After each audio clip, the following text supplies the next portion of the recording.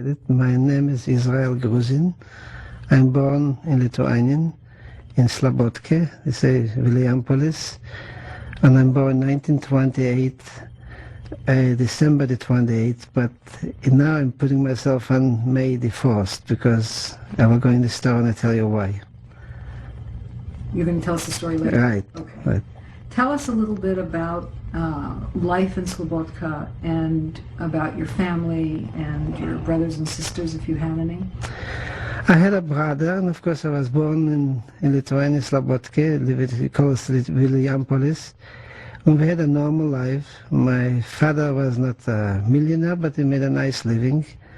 He was doing some business with raw skins and things like this, and he was buying this from butchers and selling this to called a garber, to make leather out of it. When I was going to school, I was going to, of course, a cheder, a Hebrew school, and my brother, the same thing. And it was going on a normal life. Of course, we had the Lithuanians were not always friendly with the Jews. It was a whole story, it's all over the same. But we had normal life, and we were living like normal people. And then, of course, in 1940, came the Russians to us because the war started already with the Germans. It was not the war yet, but when the Germans came to Poland, then of course the Russians came to Lithuania. And then they were with us, the Russians were occupied Lithuania but close to a year. And then the war started in 1941. How did your life change when the Russians came? It changed a little bit different because I was going to Hebrew school. All of a sudden I was going to a Jewish school. They were cutting down a little bit on the religious part, and they tried to make all the children sort of like patriotic for Russia. And of course when you're young you think this is the future, but I was not. My father was always against the regime from the communism. In fact, he got arrested one time in the time he bought a chicken. And I was carrying this to the street, and they stopped and they said, "Where you got the chicken from?" And he was afraid to tell. Everything have to go through officially. And they arrested him for a couple of hours, but they let him out. He didn't want to give out the man from where he got the chicken. Then you can imagine my father didn't care too much for the communists. But I was not myself, I was a child, and I liked the movies and things like that, but it was really normal. It was a little different with the new regime, but I was too young really to see the difference between. Let me ask you, go back, before even the Russians came, you said there was a lot of anti-Semitism. It was because I can experience to start with, because I remember my father bought a bicycle for my brother. I was the younger one, he was a year older. And we were driving one time, and I was running after him. I said, let me ride. And all of a sudden there was a few boys who was not Jewish, and one of them got a stick and he put it right in the springs and broke in the bicycle. And of course we were young boys, we were chasing them. How come he broke the bicycle? And there was, where I was living, was Gatvi, was a little further out was a church. And we were running to chase him to the church. And of course the priest came out and let the two boys in, when he put his foot sort of like in the door, and he said to us, "Go away, you should disappear." And I told him, and this time of course I forgot Lithuanian. I was born there. I told him he broke the bicycle, and he said, and he kept on saying, "Go away."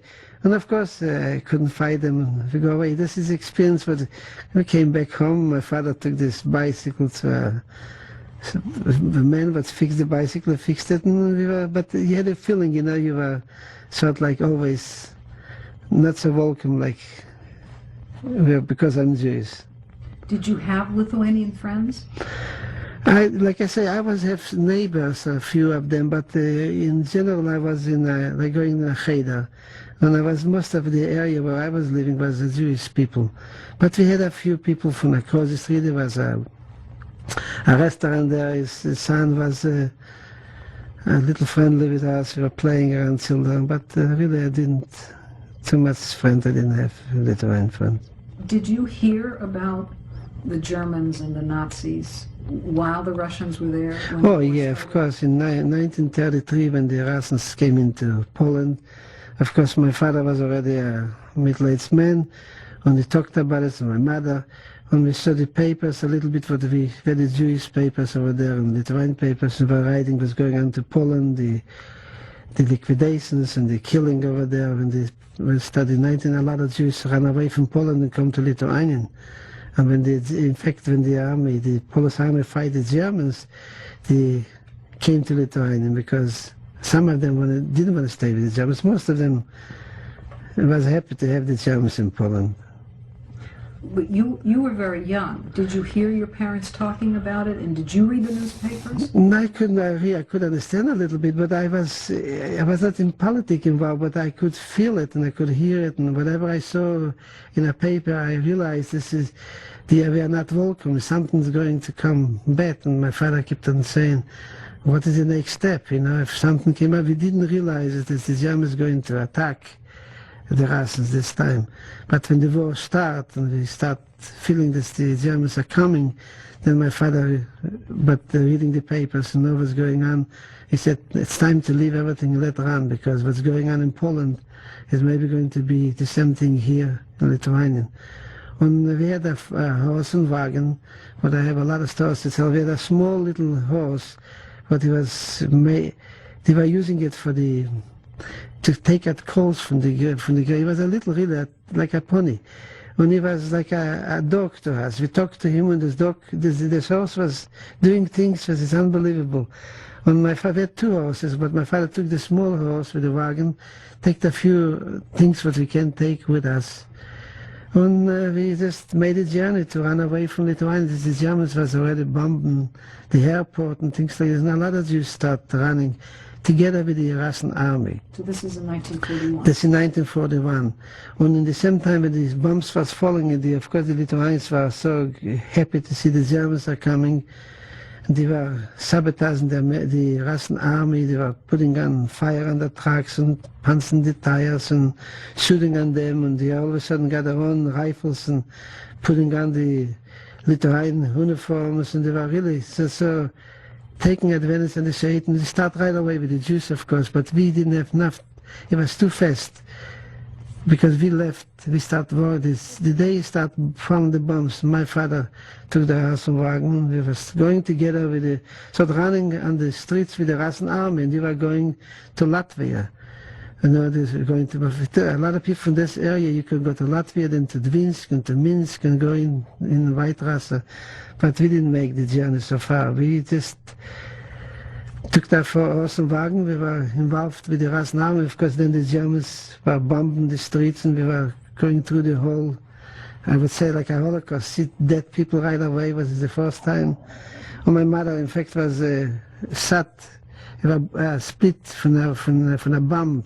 Some exploded, it cut a lake, and we were running this way, and then going into this, we were going the same direction with the Russian army. There was always fires and dead people on the streets, and then a lot of them couldn't make it, you know, the soldiers. And a lot of people with the wagons, the horses didn't make it. And we were keeping on going. And then, of course, we came to the border to Latvia. We came in Dvinsk. And there was a lot of Latvian people there, but we heard right away from gentle people, that something is going on, terrible things against the Jews, even in Dvinsk. But we were lucky, so we were still in the crowd with the Russians, the army. The army was really practically 99% in a chaos, didn't know what they were doing. One was running right and one running left. And then I remember one thing, that we were running going with the wagon, and two Jewish guys came over and they said, you have to give us a ride. And my father said, look, I got a little tiny horse, and we are 4 people there, they will not make it. And they took out a revolver to my father, said, look, we're going to Sudan, and we're going with you also because we can't walk. And they were looked maybe from a little bit communist inclined or whatever. I don't know, maybe they were soldiers.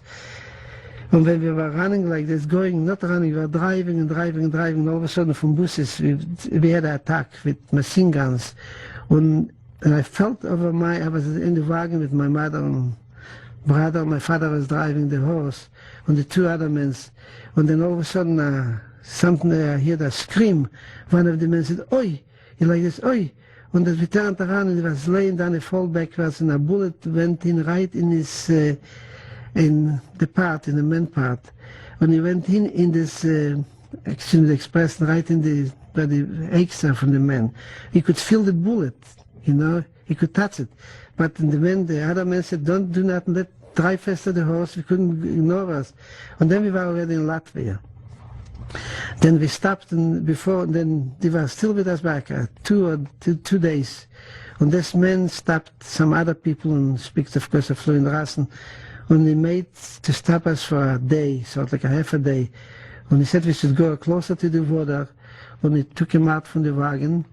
And he said to us, he thanked us for giving him the ride, and left him right by the water. My father said, how can you leave the man by the water? I said, I made arrangements that he should take him over on the other side. Because the other side of the Dvina, where the Russian army was a little bit more organized. They could start getting ready to fight back. It made sort of like a zone to fight back. But we left him there. And my father didn't want to leave the man. After all, we don't know him. The man is wounded. And he kept on saying, and I was a boy, and I looked in the fair, I could see he touched this part, and he said, there's the bullet. And the other man was going to take a knife or something to take it out. But my father said, don't do it, you kill him. Anyway, we left him on the edge of by the Dvina, by the water, and we started going farther. And we were already, my father, my brother, my mother, alone. When my father kept the talus, talus what you wear, and he kept it on the wagon, that's he took with him. We were going there, and then nobody to talk to, but luckily my father knew how to talk Latvian. He was fluent in Latvian, the language. And Lithuanians is completely different, similar but different. My mother didn't speak Latvian, and I didn't speak, of course, and my brother. Then he has some for directions, and somebody told him there is some of them knew this were Jews. And one of them, the Germans were not even there yet, and we didn't know what's going on. When he said, go and make a left turn, a right turn, there was a farm, there was a wealthy Jew, maybe he's going to give you directions. But anyway, we came over there, he was very nice, he had a farm, and he had 2 sons, and we had all kind of animals there, chickens and cows and pigs and all this. And the whole, it's a little dwarf, a little town, And the whole people looked like they liked him over there because a very nice man. When he said to us, he said, my father said, what should we do? I said, look, I'm in the same boat like you are. The war is going on, we don't know how it's going to turn. Stay with us for a while. We stayed about 2 or 3 days. And then on the other side, and there was close, the farm was close by the water, was maybe about a quarter of a mile. When my father said to him, maybe we should go over and see if we can go over on the other side, because we want to go over, the reason I skipped a little bit, before we came to this place, we want to go over the Dvina. It was a bridge. And the Russian army exploded the bridge because they let even the tanks and the army with their own people. And there was a lot of Jews with the wagons on the bridge. We were lucky not to make this time on the bridge. If we would be on the bridge, we would be exploded too. And for our eyes, we saw the bridge collapsing, and there was a lot of Russian people from the army running around with the underpants, really, with a rifle. They couldn't even walk. And they got on the other side, they remained on our side, and the people that went on the other side, and there was the army still holding on. But a couple of days when we were there on the farm with his men, he said to my father, let me go and see what's going on. He took the little boat. We really want to go over. He said, I can't take anybody right now. I'm going in the night time to go over. I was not there. But my father came back and said, oh my goodness, what's going on there? The fighting, with the Germans and the pogroms already and the Jews, but they found out. And he almost couldn't make back, my father couldn't make back on the other side coming to us. But he came back with this man from the farm. He came back on the other side and he said, look, situation is bad. I'm taking my horse and wagon, I'm going. When he had some people, gentle people, that came to him and said, look, we're going to, maybe he was hiding out from the people. But we were left completely alone. And it was a shot like in the evening, and he said to my father, look, my father's name was Chaim, he said, shake hands with him, he said, I got my mispoch, my family, and you have yours. He said, I have to go my way, I can't take you where I'm going. And God be with you, go wherever we can. And then, of course, we made the journey to go back because we couldn't go over the other side. And we were trying to go back from where we came. And that's why I said the little horse was like a dog. We didn't know where to go. The horse, my father said to him, go horse, we didn't know where to go. We were afraid to ask for directions and things like that. But luckily, like I said in the beginning, my father spoke Latvian. We were starting to move back in one little town, one little dorf, as he calls the little small towns. And all of a sudden we heard from the people, the gentle people, the Germans already are moving slowly. And all of a sudden we see a German truck with soldiers. And we said, oh, my father said, oh, we are already under the Germans. We are cut from the Germans. We were going, and my father was smart enough, and he took the horse and took some mud, smeared up the horse and made the wagon look like we would be farmers. And we looked like not Jewish people because he hid the talus, what he had. We were going there, and people were greeting us. We thought we were going from one dorf, one little small town to the other town. And we were going back to Dvinsk, before we went to Dvinsk. We saw Dvinsk when we came into Dvinsk, before we go with the Russians, and there was the bombs. On the way back, we didn't see the city anymore. It was really wiped out. It just bombed. We didn't know where to go, but still some buildings was remaining there. It was falling sort of like night, and then all of a sudden we bumped in the highways, and the German army were going with this music, with the big panzer wagons, with the tanks, It was scary. And we were going against them. They were going farther, and we were going backwards. And sie kept on saying in German, "Geh doch runter auf der Straße," or things like that. We knew how to speak German too, but of course my father knew more I did. But Jewish and German is very similar. And on this experience, when we were going with them, somebody threw a bag to her. So my father grabbed it and threw it on the ground, and it exploded. It was like a bomb. Didn't know if we were Jewish or not, but this is just, they didn't care. They were soldiers. But when we came in the town, it was still in Dvinsk, and from a window somebody opened up and said, "What are you doing?" He somehow recognized this. We are not Latvian, and it was a Russian man said to my father in Russian, "This is now 6 o'clock. It's not. Nobody's allowed to be on the street. Move off from the side because they're going to destroy you." And my father understood Russian too, and we moved over right wherever we could in a corner, and the night came in, and the Panzerwagens, and the machine guns, and the airplanes are above, the German army was so powerful. And this was in the morning, we saw people start moving, civil people also, then we start going again with their horse, the journey to go back to Lithuania. And then my father stopped and asked an old lady.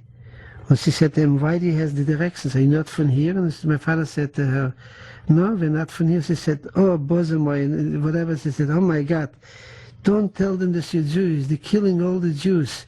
It's pogroms in here, in this little town, this little town." And my father, of course, explained to us. And she said to us, "Go and don't ask nobody. If you're going to ask a question where you're going, you will not be. Just keep on going, keep on." She said, "I can give you good directions, but you go with the highways, and we have to go where the army was. Don't ask any directions." And we didn't ask, really, we didn't want to ask, my father didn't want to ask the directions. He put in the talus, for good luck. And from nowhere, we were driving by ourselves, and all of a sudden we see soldiers and see the already partisans, the Latvian people. They put in their uniforms and they're running with flowers they gave for greeting the Germans and the women. And we go all kind of towns, not big cities, small towns till we. And then from nowhere, a bunch of partisans, I would call them, with rifles, with knives, came over to us close with bicycles. And coming over, and it was off the street because my father was making sort of like cutting corners. It shouldn't be too much with the highway because the armies were going there. They stopped us and they said to him, where are you going? To my father.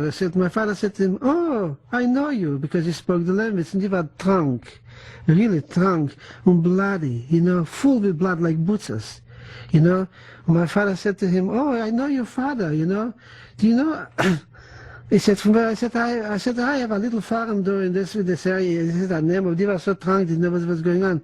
And they asked my father, do you see any Jews? You know? And my father said to him, Jews? Oh, I saw so many Jews. Not too far away from you, about a half a kilometer. I said, full wagons of Jewish people with a lot of fences, things, you know. I told him a story. And he said, oh, for this one, let's drink, you know, in Lithuanians. And they gave him, opened up a bottle of the color samagon or vodka. So when my father is not a drinker, and my father said to my brother and to myself and my mother, said, in sort of like, keep on moving, move, in our language, of course. He said, keep on moving. So my brother was a little hold on, and my brother took the horse, and he started, keep on moving. And they made him to drink, and he drinks a little bit. He had to take a slug, whatever he took, and he said to him, and they thanked him, you know, he said, and they hugged him, he said, my father said, keep on moving, we should move away with the wagon. We were maybe about around 200 or 300 feet already away from him. And then my father started running to us, you know, and he said, oh, thank God, I was a potter geworden, this expression, I got rid of them. Then we kept on going farther, and we came into a little town they called, this was already, before we came, then we passed somehow the border. This was no borders because the Germans already took over everything. They opened up all the borders. It was not anymore Lithuania and Latvia. It was sort of like once. Nobody was guiding there. And we came in the border of Lithuania, and over there, of course, we saw what was going on. It was scary. We saw dead people right and left, and all the wagons for the Jewish people and the Russian people were laying out slaughtered like you saw me the pictures.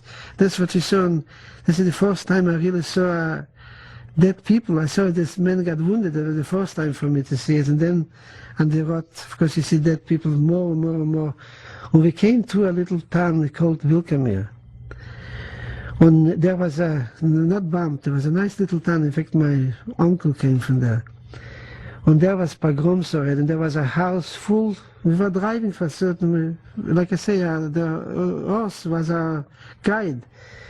And my father didn't want to ask even the Lithuanian two directions. And we came over there, and we looked really like farmers. He made us so, we didn't, no water, no nothing, so tired and things like this.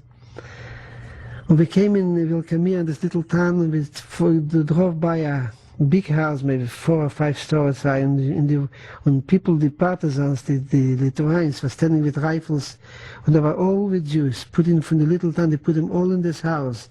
And a panic, we could scream, and one of them from the window recognized somebody, we were thrown by, and somebody screamed a few Jewish, you know, in Jewish. It's Elach, you know, move away, don't, we looked up and we thought we are dealing with decent people. But we drove by, luckily they didn't stop us, and then we were going farther. When it took us maybe about a day and a half or 2 days, still we came into the Slobodka. And some of us were driving there. This was after the pogroms, because we came a little later. Honestly, it was raining, and the streets, you know, small streets over there was red, like it killed chickens and animals. It was from people. We didn't see too many because they pulled them away from the roads or whatever. It was really, you could see blood on the street instead of water. When we came in, I can get all the details, I need for months to talk about it. But when we came into our street, Linkovsgate, where we were living, and some other horse, like I say, he was like a dog. This horse brought us by the door. We stopped to the door where we were living. When we were living, there was a house from a 4-story house in the front of it, and there was a gate. Like a door, you know, like doors. When you had to open up here, our house was in the back. And in the back was nice, we had a garden there. It was not our house, my father was renting. This man was a apotheker. He had a drugstore. When he built his house, was a modern house, we were in the back of the house. Before we had really living at all the property there for not ours, but it was a garden. Then it took to cut off some land, and they built a big house in front of us, right in the middle of the street, front of the street. And when we came to this, to go into the gates, it was locked up. We couldn't go in. My father tried to open up, it's locked. When the people looked to the window, said they recognized because we were neighbors. Said, "How do you come here?" You know. And my father said, "I just came from traveling back from Latvia. I said, oh my goodness, how can you do this? Nobody's on the street, empty. We thought everybody's dead. Und somebody ran down, they opened up the gates and they let us in. We were driving the Außenwagen and they closed it right up and then they start telling us the stories. All around the neighborhood was pogroms, this street and this street. And you could see to the windows. But our street, this particular area, they didn't make it yet. They didn't come to this. We were still afraid they're going to come to make pogroms there too. But on December, we came into the house and the house was still there, nobody touched the house. And of course we went back to the house. And the next, we stayed overnight in our house and all of a sudden we heard loudspeakers in this area. And the streets was running full with Germans, you know, because when we came in our street was so quiet. Und die Loudspeakers, all die Juden mussten sich zusammennehmen, zusammenkommen. Und das was the area where they were making the ghetto. But my father wanted to go a little downtown yet, see what in Kovne, see what's going on, see if my mother's brother used to live there and all this. Of course, they ran away later on, we found out. Also they escaped from, but they went through and they went to Russia. Now, my father was going to have my grandfather there and he was going to see his mother and father, you know, but they were still there. They were also lucky they were safe from the pogroms. It was the next door, they killed all the people. My Zayda Besalom, my grandmother, they hid it under her bed and somehow they didn't find it. It was a little house, you know, and they looked, nobody's there. And they didn't kill him this time, but they get him anyway. Now, and then they had loudspeakers on the area, we could hear it, and I was really where the area was the ghetto, but they took from Kovne, from all the areas. When people start coming in, the next day, my father wanted to go downtown to find out, because he was going to, and I go with him, and the horse was so tired, he couldn't go. We left the horse, we were trying to go, give him a little bit of water and feed him, and then my father said, walking is hard, maybe we're going to take the horse and go. We drove over maybe about around 10 blocks, still in Slobodka. And we saw the little Heinz speeding on the Jews and doing all on the Germans already, the soldiers. It was not organized yet, but it was the Wehrmacht, whatever. And then all of a sudden we saw the uniforms for the Totenke, the Gestapos and the Nazis and all. And the people start coming from downtown in our area. And there was no way, you know, they didn't have any gates, no wiring, nothing. But my father was driving when he goes to see my grandfather and the Boben, we call this. When they want to go somewhere, see if the uncle is down in the city. We're driving but several blocks. We looked where the rabbi used to do. We saw a hat in the window. They cut off the hat from the rabbi and they put it right in the window. And when my father said the speech, and of course myself too, and my brother was going with me too, because my mother was in the house. Then my father said, oh, I'm not going, father. I can see what's going on. And he pulled right back, turned around, and went back to our home. And it was not taking too long, it was maybe about 3-4 days. All of a sudden, the German, they had an army against the Jews. They pulled everybody from all the towns, from all over. They brought them in Williampolis. And they started coming in with trucks and with big machines. And they were bringing in the stechel via wires, you know. And they came out with loudspeakers. Everybody have a hand and a foot, have to go out, helping building the gates, the wiring. And of course they measured out and they told them where to go. And they grabbed my father, they grabbed my brother, not me, to making the Stacheldraht around.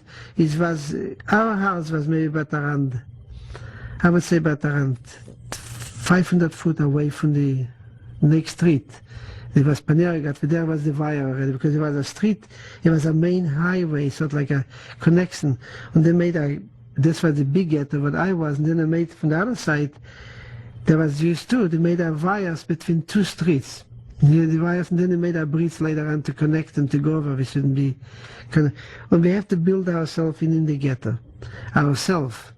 And then of course they get so organized, they came in with, like I say, the Germans alone didn't have a part in this whole brutality, because the Lithuanians and the Poles, there were a lot of things, and the Latvians and whatever, and the Ukrainians, everybody was helping the Germans to kill the Jews. And this is what I'm saying, this was already killing going on anyway, but somehow we just made it through these things. And of course, putting everybody under wires in this area. And it was, I would say, 2 kilometers or 5 kilometers circle. I couldn't see, you can see on the map, I can the size of it. And they brought in people from all the sides and they built a gates, a Torah, they call this. Until it get organized, it takes a couple of weeks till the ghetto was created. But they had already experience from Poland, looked like it. And they right away took the first thing they took the young people for work. And my uncle, let him rest in peace, he was one of the first ones. He was taken out right away from the ghetto. And then the second was they came in with trucks. As soon as they have the wires around, they came in with trucks, with wagons, and they made a liquidation right away. The young children and old people, they have a special area where they're going to live. And of course they came in to my grandfather and grandmother and they put them right away on the truck and some other people. And in fact I was running to want to see my grandfather. When I came there, I saw the Germans are coming in, they open up the wires in this area, came in with the trucks, didn't go all around, they came right and then closed up again. When I saw this area was closing up from the soldiers with the rifles, with the marionettes, with the knives, then I turned back. I was afraid because I knew how to go there because I was born there. And there was a yeshiva, Slabotka yeshiva, they call this a study from the Jewish people that are learning to be rabbis. And over there, this was still in the ghetto this time. When I knew we had to go through there and to call onto the, it's not like a little corridor was between two buildings. But when I saw the closing up the area for my grandfather and grandfather, but then I realized what's going on and I went back. I didn't go there. Luckily, if not, I would be catched with them and I would be never here. And then they start taking out people full with trucks, we didn't know where. And then, of course, they took him right away to 9th and 4th, and they killed it. I'm not talking a single people, in the thousands of people. I couldn't give no the number. And this was going on for a little while. And right away the Germans came in, the Lithuanians, and they chose people to make, you're going to do this, and you're going to do this, and this one. And they start people getting organized. It was maybe about around, I would say about 3 or 4 weeks. They got already a committee. It was a Jewish committee, they called this, and they made people, everybody have to put in a star, of course, and they made people in charge, you do this, and you do this, and of course the Germans and the other part of the Lithuanians and Latvian and Ukrainians, whoever got a hand and a foot, got involved in this, and they start taking out people already from the ghetto right away of work. And the people were going to work on the airport. There was the aerodrome, they call this. And it was before from the Russians, of course, the Germans took it over. And they started taking out for labor. And right away, I myself was supposed to go too, but I somehow had a chance to stay a little bit back till they get more and more tougher and tougher. Every day was squeezed and squeezed together. They put in the people in our house, and what we had was a kitchen, a dining room, a living room, a bedroom. Everything was sort of in a long, straight, you go through from the kitchen, you have to go to the dining room. From the dining room, it was a long house. But it was, I couldn't compare the houses we have here, but it was a nice, decent home. But in this house, when we were living 4 people, we were maybe 15 people. They put in people, and my brother sat with them, whatever we had. And this was already in the ghetto. Then they start taking out, every time they made the access and taking out people, they had more room, to release the pressure from, they took out and they came in and they said, oh, there is too many people in your house, we have plenty of room for them. It was going on for a little while like this. And then we were going to work, and I just want to just point out, I think what's happened to me in the ghetto is they had in the beginning they left a cow and they left this, but when the ghetto start, what I want to say with the horse, there was a sign right away, all the animals and everything what you possess, you have to give it away. Now, of course, we had a horse, and I had the rabbits. When I left them, when I went running away. But the rabbits were still there, maybe 10 or 15 Angora rabbits. And there came a family, also they came in the ghetto, they ran away from France. They were also in the ghetto, and they still has rabbit. I mean, not rabbits, Jewish people need rabbits, it's not kosher, whatever it was. But they took the rabbits and said, instead to give the Germans, they said they're going to cook them, they eat them. I said, I didn't want to know what they're doing with the rabbits. But meanwhile, we took our horse, and we had to give our horse. My father hid him in the place where the horse was staying, but at a couple of weeks we went by, and these loudspeakers and everything you possess and everything you have from living things, you have to, even a chicken, even a frog, everything was alive, you're not allowed to have it. And my father had to take this horse, you know, and give him back to the Germans. We get shot when they catch us with this. Also, and I was going with my father, and there was a lot of places, you know, where they have farmer people used to come, the restaurants and things. There was in our street a few places like this. There was a place there, I remember, when we had to take the place over there, and there was a German from the Gestapo, and looking, and the people, everybody, cows and animals and things. And I will tell you about a cow. They left a few cows in the ghetto in the beginning. And my father had to give up the horse, and the horse got it was such a quiet horse. We were eating from our hand. He used to come by our house. He used to give him sugar. It was like a dog, really. It was not like a horse. And the horse was so frightened that he kicked, but he picked up his foot and he kicked, and the German he almost killed, he almost knocked down the German. He ran, grabbed the gun against the horse, you know, and he grabbed the gun against my father. I said, "Are you told him to do this?" I said, "I can talk to a horse," you know, my father, you know. And anyway, he grabbed the horse and he touched the horse, he looked at him around the mouth. "Oh, this is a good horse, you know, they can use it." And of course he took it away and he kicked my father. This was a thank you. You know, mach mal die wegkommst, you know, kicking away, because my father was going to pedal something the horse, and of course it was on our street. And this was the horse, and when the ghetto started, like I say, creating, they left a few cows in the ghetto for the small children supposed to be. They were nice in the beginning. Then one of the Jewish leaders for the police came into our house and said, "You're going to feed the cow." I should take the cow from this house, but I was where the cows were standing. I said, pull the cow out not too far away from the gates, where the gates were, and there was grass. And I took the cow and I was watching the cows and ran away, and then it was so hot, you know, and I felt the cow and I was toasted. I was laying down underneath the cow on a partisan. And I just looked at the cow and I said, the milk is getting bigger, the cow is eating. When I looked underneath the cow, and maybe thought I'm going to drink or something to it, and it was a little partisan. Took the rifle, it was not too far away, and he shoot on me, you know, and the cow got scared. Maybe when the cow jumped away, almost kicked me, and started running back I know, she ran in the ghetto, and I was chasing the cow, and everybody, the cows got wild. But till I grabbed the cow and I pulled her back and I brought her back where the cow belonged. This was an experience in the first few days. And then, of course, when the ghetto was going on, I went a few times to work also, to go to work. And then they blocked the ghetto all together and they made the big action. And this was the thing, the panic started made. This was a small ghetto and a big ghetto. But then before they got liquidated, the small ghetto, we had experience what we saw what they were doing, and I will tell you this too, and then I will tell you about the action. They want to liquidate the small ghetto. They took most of the people from the small ghetto, and they were taking them the 9th and 4th. But before they did it, there was a hospital in the small ghetto. It was running by Jewish doctors and all kind of people that were capable to run a hospital. It was a regular hospital before. And our house was not too far away from the gates where they made. And then across the street, and then there was the other ghetto. And we could see it, and in fact, in the back of our house, it was a few blocks away. It was not even blocks. It was a movie theater, a kino, called a kino. And over there was the yeshiva, they built a new one, a study for Jewish learning.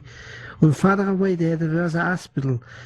And like I say, our house was not so tall, but in front of us was 4 or 5 stories. And we saw the closed up the small ghetto all together. You know, they couldn't, the military or the soldiers all around, and Germans and Lithuanians and all the partisans were there. When I went up, when I was young, of course, I went up on the roof from the others they were living. there was a little window to look out, and I saw what's going on. They were going and kicking people and pushing people around and putting them in sections. When I saw from far away, I saw they going around with the fire department, ran around 2 or 4 or 5 wagons and around the building, and then the Germans, when they put in straw around the building, and we couldn't understand. Then we saw it, they take canisters with gasoline, when they put this building on fire, and the people were jumping, alive people. There was maybe, I'm sure, 400 or 500 people in the building, maybe more. When they burned down the hospital, they were standing with the fire, and they were laughing. We could see it, they were not so far away. When having a good time, when anybody tried to run to the window, it looked like they were shooting them down. They were falling down like a bag, falling down from like nothing. When we saw this was going on, and this was the liquidate the hospital. That's the way they liquidate the hospital. And then of course was when the big action came from the big ghetto.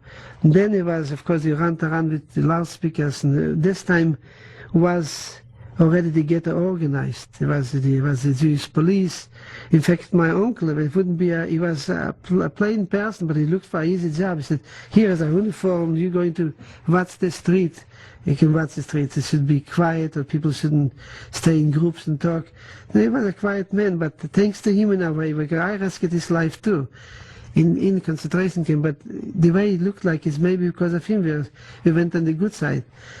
And my hand went on the other side, is when they made the big action, they came out with loudspeakers and they started saying everybody must, you have to meet in a certain place. It was an empty place in the ghetto, like we have a stadium and things like this. It was empty, people used to play football, but there was no stadium, there was nothing around the woods and a cemetery not too far away.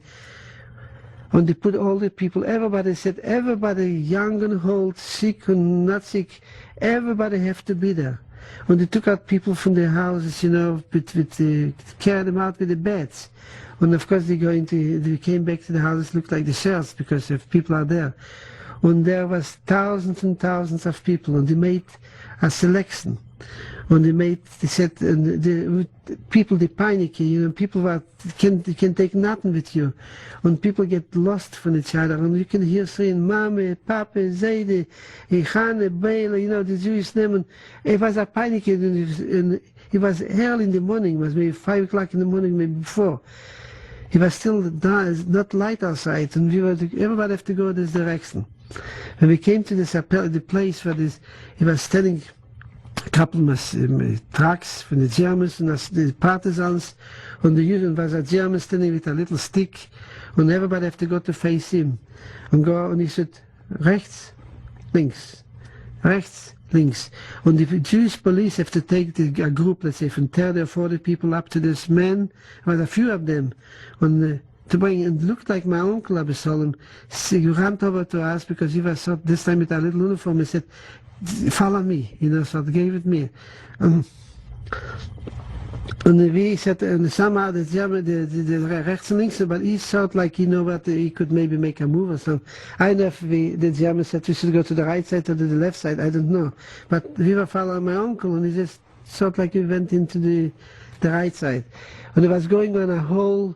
When we saw the people who go to the left, they were treated already a little bit more rougher than they were treating us. Because when we at the right side, we could sort like reach back to the ghetto more. And to the left side, it was close to the wires, close to the other side. It is separating the thousands and thousands of people. And then they opened up the gates and they put these people in the Klein ghetto back, where they burned down the hospital. The houses were still there. And they moved them in over there. And then it was really deep in the night, and everything started falling so quiet. They came into the right side. They said, you can go, if you have the houses there where you live, go back to your homes. Then we were still in the ghetto. We were pulling on the people who were on the left side. They were already gate stopped with the military, the soldiers, the partisans. Like I said, the Lithuanians were maybe worse on their way with the Germans. And they put them in the other side, and we went back, of course, in the panic, and this is missing this, and my father is not here, my mother, and we were holding together, me and my father and my brother were lucky this time. And we were pulled back to our home. And like I say, we were not too far away from the smaller ghetto, and the other people were brought into the house, and we heard a whole night screaming over there and a panicky, and this, and sort of like in the morning, they opened up and they put them all in the lines, and they sent them to the 9th and 4th. I don't know, in the thousands, I don't know the number, but it was, you couldn't see from one end to the other so many people with small children, with babies, with everything that was there. That's what the big action they call us, and I'm sure you hear about this. This was the big action. Did you know where they were going? We knew, because we heard already, because they killed our grandfather before, and we know the 9th or 4th, and we were going out to work, and the Lithuanians were having our satisfaction to sort of telling us what's happened to us. I didn't see good people, there maybe was a few. I didn't see a good German in the place where I was. But there was maybe some good too, but I will go into it. Then when they took these people, started marching them to the 9th, 4th. And we were still remaining in the ghetto. This was our luck. And then, of course, in the morning it was get quiet, and the ghetto was completely empty, the kleine ghetto, the small ghetto. And what they did with them, we could hear in the night the machine guns and the shooting, because the 9th or 4th was not too far. The 9th, 4th was not really far away from the ghetto. It was just a couple kilometers up a hill. Because when I was at Salt, I was playing sometime there. I didn't know what's going to happen there. Then you could really look from 9th and 4th and see Lithuania and see Slabodki first, and then Kovne. You could really, it was not so far away, and we could hear the shooting was going on, the killing, and of course nobody came back from there. At the same time, because we knew what's going on even before, they were taking people in from Germany, from Austria, and marching to the street between the two lines, the two ghettos. They were killing him over there too. And they used to scream, "Where are we going?" And we knew already that's the 9th of August. You got to tell people that he's going to be killed. But you couldn't make any movement, because anywhere you moved, you were really just involved in with your life. But now I was walking there a little bit, but I always like to curve food, and I like to make just like airplanes and things like this. And one day in the ghetto time, I was already working on the airport and to work there. What we were doing there, we were digging ditches, and they were doing some other things. They had a lot of prisoners. The Russians, they treat them terrible, the Germans. They cut them out the eyes. So from my heart, at work. I saw it, yeah, they were doing to the prisoners was a crime. To us, we were Jews, it was coming to us, that's the way they felt. But we saw what they were doing even to the Russian military. Then we really lost a little bit the faith in we're going to be alive. But this was going on, but when I was going back to the ghetto, I was not going to work. This time I was sitting outside, making my business, curving a little airplane. When all of a sudden the Germans were free to go in with their jeeps, the Germans stopped over with 4 Germans, walked out and said to me, "Was machst du? You know what I'm doing there?"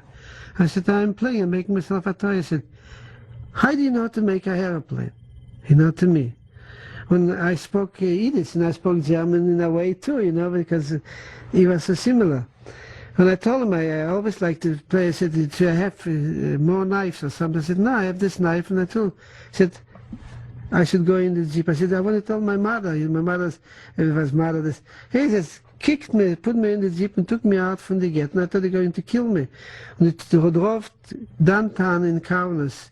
There was a Rallgymnasium, there was a school. There was a university from people who used to learn there. And this was the headquarters from the Germans. They put me in a basement. And they said to me, "I'm going to feed you, don't worry, we're not going to do nothing to you. We want you to make airplanes." I had nobody want from me. I said, "Can you tell my parents?" And I thought I'm talking to Dylan. One of them was decent a little bit. I said, "Okay, we'll tell him this." Because my mother and my father told them we were dead. They took me out and finished this. By then it's going on so all the time. I was maybe there a couple days. I don't know when it was night and when it was day, because it was dark there. But it was light inside. And they bring me all kind of tools, but I never had a tool in my hand. And I made sort of like toys. And I made like a butterfly, a airplane, a fantasy. And they keep on saying, keep on doing. And they get me up to hit something. It was a couple days. I just want to tell you, they took from anybody what they could. I had imagination. I always liked to look on airplanes and things. But a child, when I was younger, I dreamed to be a pilot. I can imagine me a pilot. But if I had a dream, who knows, when the war wouldn't be there or something. Then I was doing this, the airplanes for them, and from nobody took. I had maybe 4 or 5 models made, and they gave me soft wood, and really what you can do. And I just a clay. I'd never worked with this. When they tried to get out from me, they said, things like I was doing. A few days walked by, and they came and said, "Oh, come on," in Germany. I said, "Go back," and I thought they were going to shoot me or something. I didn't know. When they put me back in the same German, they picked me up, dropped me up to the gates, and just they said, "Mach mal the vacuums," I said, "Go." When they opened up the gate, there was also the Jewish police already. They said, "What's happened to you?" He said, "They took me there, and I was making the airplanes." They made a laugh, me making airplanes. And anyway, I went in by foot. It was not too far away from the gates where you go out. We were a Lincolnsgate, this was a Rogelsgate, were the main gates to go in from the ghetto, out from the ghetto. And of course, my mother saw me, my father was walking there. She almost passed out. I thought I'm dead. And then life still was going in the same system like it was. And the next day I had to go to work. And we were there in the ghetto a certain time, not all the time in the ghetto. And then all of a sudden somebody came to the gate, because we were in the back of the building. It had to be open. We couldn't have to be closed anymore. And there in our place where we were living, in front of our house, was a lot of sex. My father had the horses there, and from the other house, the people had a furniture. It was a big area. And they made for the ghetto to cut, and there was a beautiful wood. They cut the trees and all this. In this area, they made sort of like it would be a place where you can unload some woods and coals and all this. There was enough room. And they did this for a little while. It was in present when we were there. And then there was a garden. They cleaned up the garden with a bulldozer, and they came in the Germans, and they made enough place to put in the woods. And then they brought the horses, for they came from the front, and they were killing them in this sacks, And with the hammer, I used to say, hear the scream from the... And this was the meat for us to eat, for the ghetto. The sepnis was in our backyard. When they're killing the horses to give to people to eat the food. Yeah. The horses were wounded from the war, or the horse was not strong enough. They used to bring him there in the back where we were living, not too far away.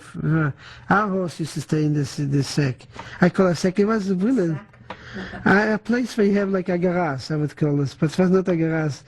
It was 4 of them like this. When they used to bring the horses there, and they took the people from the ghetto, and they used to kill the horses and slaughter them over there, and then pull them in another place, the other garage, I would say, and cut apart and give it to the authorities in the ghetto, and there was meat. And some of the horses were, I'm sure, they were sick. Some of the horses couldn't even make it anymore. They brought them in the ghetto and give it to the Jewish people. Here's, do what you want with this. But one day we have a knock on the door. It was early in the morning, and they came in, the Jewish police, with a German, and they said, "Your family is chosen to go. We have for you a different work. You're not going to be in the ghetto. We're going to send you in Reitenhaven, they call it, Radonwas, in a place where the castle is." And we thought they didn't can take nothing with us, whatever we had. The possession, of course, we had some stuff in there, and the ghetto was going on for a mink coat. Used to go by the wires, and the Lithuanians used to come making business. And this, I didn't want to skip it. I want to tell the point before I left the ghetto. This was after the big action, and I remember my father would get a coat for my mother, a beautiful coat. It was like a mink coat, and he walked over to the gates, and there were Lithuanian people. When he said, "What can I get for?" She said, "I have a killer put the butter," for instance, things like this. They used to throw over the gate, and the partisans, they were all Lithuanians, most of them, guiding us. They looked away, and they were making sort of like business, take everything away what they could. I remember my father was lucky, they threw him maybe a quarter pound of butter for the coat. But other people used to throw up beautiful things, and they used to throw back a dead cat. You know what's in the bag is the line people making, or the dogs, or the same something. There are the slogans, someone put in a poison, and things that he was coming and throwing over. You don't know what you get from them. We were lucky. My father got a piece of butter. We were afraid to eat it because it can be poison too. But we needed it. We tested, and it was butter. And then they took us from there. Like I said, they came back. I'm going to go back to this. They didn't skip this little store, the way they were treating us there. And before you go to the castle, No, we're under 5 minutes. I'm sorry. okay. I'm just going to ask you a couple of questions, and we're going to take a break. About before you get to the castle, what were you doing for food? How were you getting? They were giving food bringing into the ghetto. It was rations. You used a certain place, used to go in. You have a coupon, you used to pick it up. It was not food, but everybody still made a little garden. And some people used to go out to work and bring in some food in the ghetto. And it was going on sort of like a business. As a child, did you feel hungry all the time? I felt all the time hungry. In fact, my mother had a piece of bread, and I said to my mother, I'm not so hungry, but my brother is hungry. I was going to, she said, look, I have the piece of bread. She didn't want to eat herself. She kept it for us. And I said to my mother, my brother is hungry, not I'm hungry. Of course, she took the piece of bread and gave me a little piece, and my brother, she didn't took it. We are always hungry. And then they took us from the ghetto. No, they took us from this, from our house to there was like a little jail where they took in the people that were not behaving nice. And they put us over there, and from there they were going to take us out from the ghetto and to send us to this castle. Okay, now let's just go back and talk a little bit about you as a boy in the ghetto. Let's talk about food. Were you hungry a lot? Oh, we were very hungry. We were all the time hungry. It was not too much to eat, like I said. People gave away all the possessions what they had. They go to the gates, they didn't throw away the coats and things like this for food. But in the ghetto still, people was going out to work, and somehow some people were making, so it was like a black market to the wires. Some of the Lithuanians, they want to take out whatever they can from us. But some food in the ghetto was not enough, but it was not starvation this time when I was in the ghetto. Because when I was in the ghetto, like I say, not for a long time right after the big action, when I didn't have too much, I was in the ghetto, I couldn't remember the months, maybe, but 3/4 of a year, or maybe a year. But then they took us to this castle, what I say. What about other children? Did you play with other children? Oh, in the ghetto, yeah. In the ghetto I had friends, and we were trying to play a stem collection. I still have some of us sweets and stems within each other when we had a little time. Some of them was ruined. They came from other areas. They didn't have a home. They didn't have their clothes. But I was really, in a way, still in my house. I had my collection from the stems and some pictures. There was other guys. And there was across the street was... where we were living was a place where there used to be, he had a big store, like a supermarket. And he was a very wealthy person. He had also a big yard where people used to come in, stop their horses and wagons. It was not so car, it was cars, but we were involved more in the farm side, And we used to stay over there and buy some food and things like this. And he had 2 sons. And we were friends. And in fact, the same age. One was the same age like I am, and the other was like my brother's age. And my father with him, they were neighbors. They were growing up together. And all the time, this was before the war. But the reason I want to point it out is because this was in the ghetto. And then when I left them, and then I will tell you what's happened. And this was before the war. The children used to come to our house when my mother used to make for the Saturdays dinner. The children used to come and eat with us, and the reason why is because they had a store. They were very wealthy people, but they had leftovers, the food get bad, an apple, a pear, and things. It was a normal country, food was enough this time. Then they used to come, and they were tired to eat the leftovers. They used to come, my mother said, we cook always cooking for them. And then when the ghetto was, we were still, then they were taken away.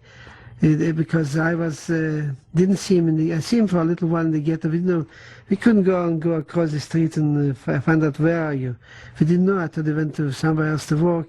I saw him for right after before the big action, after the big action, I didn't see him, but I didn't see the whole family. I didn't know what's happened to them.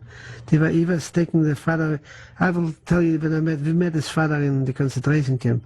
We didn't know what's happened to them. The house was taken over right away from other people. The store was destroyed. People were sleeping there. There was no store anymore.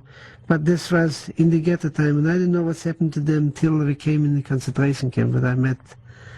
Do you remember games that children played? I mean, I know you had your stamps, but were there particular... Oh yeah, we used to play in jumping on one foot and making... This was when I was already bigger. It was this time when I was in the ghetto, I was around 12 or close to 13 years. Then you don't jump on one foot and play, and the head was not in this, because we were really looking for survival. He asked me if I was afraid for my life. There was not a day. But we were not afraid. Coming back to the ghetto, I'm jumping. Like I mentioned in the beginning, in our house came a family from France, and they were eating the rabbits. But there was the boy was a very intelligent young man. He was my age, and they were bringing in our place where we were living. Like I said, they brought some wood for the ghetto to bring, to heat, to burn for the ovens and things like this. They also used to bring boxes from the military for scrap, for wood, for kindle lighting. And the boxes got a lot of screws and nails and all this. And this boy was also going to work. But one time, it was a Sunday, we didn't go to work, and this boy said to me, I have a trick to make. And I said, fine. He said, take up the bulbs, we'll take 2 screws, put them together, put inside some matches, powder, and you will see if it sort of like explode. This was in the ghetto time, we're going back to the ghetto.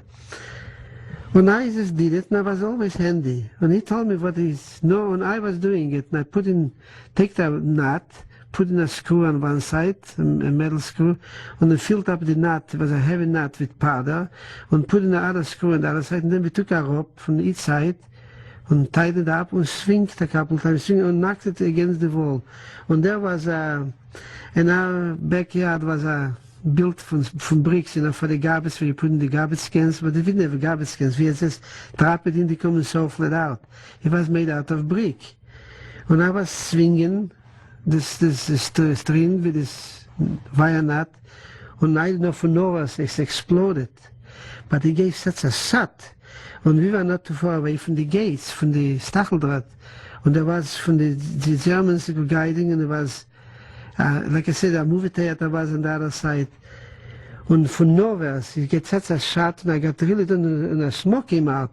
And I didn't know what's happened to me, and I thought this was completely exploded. And the nut was going, and the wires, I still had the wire in my hand. And it took maybe 5 seconds, or 10 seconds. Whistles were coming from the other side, out of the ghetto. And they cut off the wire, and they came in right away with a army. I don't know from where they came. And they surrendered the whole area, and they said, who shot? And what's happened is this piece of wire, this piece of metal, flied so far that it hit one of the soldiers in the helm. I don't know. I didn't know nothing about it. They said, who shot? They surrounded the whole area, and they came into the place where we were living. And took everybody out from the houses where people were going to work. So this time I was there, took my mother, my father, everybody. And who shot? When I was the one who did it, and I spoke German, of course I spoke German. This time I was getting better in German because I got used to the language, and it was similar. Like the Lithuanian Jews talking, the accent is really very close to German. When I had to, when they said he's going to kill us, and I raised my hand, and I said, I did it with this, and the little French boy, same age, he was sort of like, want to back it out.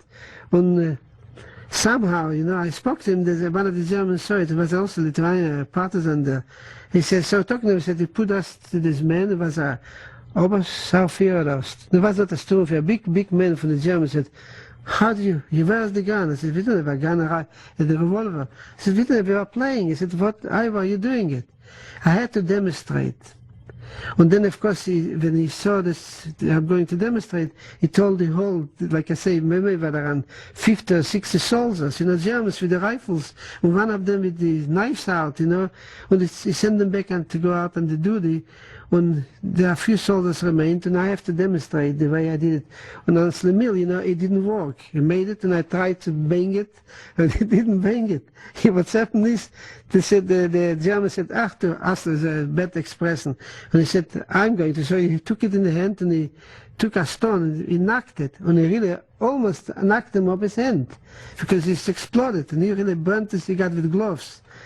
And I said, no, I said, I see how you did it. And he was really embarrassed to do things like this. He didn't realize it. It's going to explode. But this guy from France, I don't know from where he know it, from his father told him, whatever. I don't know, he came to this idea. And then, of course, he realized this, we didn't have any machine gun or revolver, whatever it is. Then he really just quieted down, and he felt a little bit bad because he knocked it with a stone. Then he made him feel a little bit more guilty. Somehow he could kill us like nothing. When he was hitting some of the soldiers, he was flying really, I know far as flight, because he really got a power. That's what I have the experience with playing around in the ghetto. This was my play. But usually I didn't have too much time to play because I have to go to work. And what were you doing? we were working on the airport. They were putting in some stones and loading and unloading trucks for the Germans. Some of them were, in fact, ammunition, but we have to load it out. We put it in the airplanes. And sometime I had to wash an airplane. This was a job. With a big stick, clean it up. And there was work. They gave us always to do something. In the ghetto, when I was there, then I used to. The people made gardens. They used to take us to pull out the carrots and potatoes. Used to grave it out. They used to plant. There was plenty of land a little bit, and some backyards used to have a lot of land. They made the gardens, and it was belonged. Not to this people, you have to give it, it belongs to the people, to the committee, and he used to give it out to the people later on. And this was my work till, of course, they came to our house. But wait, I have a couple more questions. Yeah. Were there other young boys your age? You were about 13. My brother was there, my brother was also involved in the same thing like him, but he had somehow going more to work like I did. I used to go, let's say, 3 times a week. He had to go 5 times a week. He was a little older, and somehow my father said, you go, and you can stay. We didn't have a choice what to do. But somehow, I stayed behind the ghetto. I had to do something too. I go to the gardens and things like this. And my brother was stronger for me this time. But he got so weak that he hardly survived. What do you remember about the Jewish police?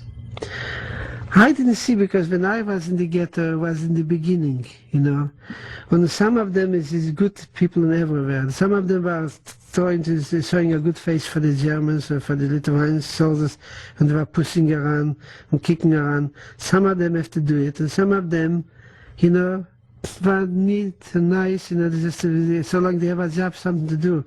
I didn't see too much bad from the police because, like I say, I was not the end of the ghetto. Some of them were bad. There was a few people, as I remember, in the concentration camp, a couple, but he was worse with the Germans, a Jewish man. And there was un-Jewish, of course, plenty too. But I didn't have too much experience bad from the Jewish police. Your family knew Dr. Elkes, who was the head of... My father knew him. My father was in the army when I was a Lithuanian. Then he knew Dr. Elkes personally. In fact, maybe he saw me when I was a child and I got a splinter or something. He was a very famous doctor. When in the camps he was doing something for my father, operating his foot. Do you remember him in the ghetto or not? I remember Dr. Elkes was if I got the name, they used to say from Judenrat. He was a big man. He was doing his job. He was organizing people, what to go to work and things like this. He was in the committee, so much I can remember. But my father remembered him from the young years when they were free, before, and then of course we were in the concentration camp together with him. Was there any schooling or were there anybody teaching you? Yes, there was they called a Fachschule. There were schools in the ghetto where they were teaching it. Just didn't teach for our benefit, teach for their benefit. There was an electrician school, and there was a Schlosserei for mechanical things like for... The Germans set these up. In the ghetto, the Jews set it up, or the Germans supported, sort of like. But I didn't have a chance to go to this place because I was deported to this other place, to the castle, I call it. When do you remember when you were deported to this castle? That was in the middle of the beginning of the summer, like I would say like in May or April or something like this. It was In 41? No. No, it was in 42. 42, sort like it. Yeah, I was not too, like I say, I was have more time in the castle there. I was in the ghetto, but I came to the ghetto a few times, and I was lucky. This I will tell you this too. After when I came to when I was in the castle, and then of course they took us. I want to go back to this. They took us out from the house, and they brought us to this like a jail was there. And they put us, they call us a dabokle, was the name of it. I know it was like a dabokle, they call us. I know in what language it was. When there was people, they were not behaving nice in the ghetto. Some people that somehow actually to have a little whiskey or something. Or some, the Germans put him in for punishment. And this was in the ghetto. They put us in maybe about around 10 families. And they got from other places. And they put us, they said, you stay here, we're staying there, we thought they were going to kill us. We asked the Jewish police and some of what they are going to do with us.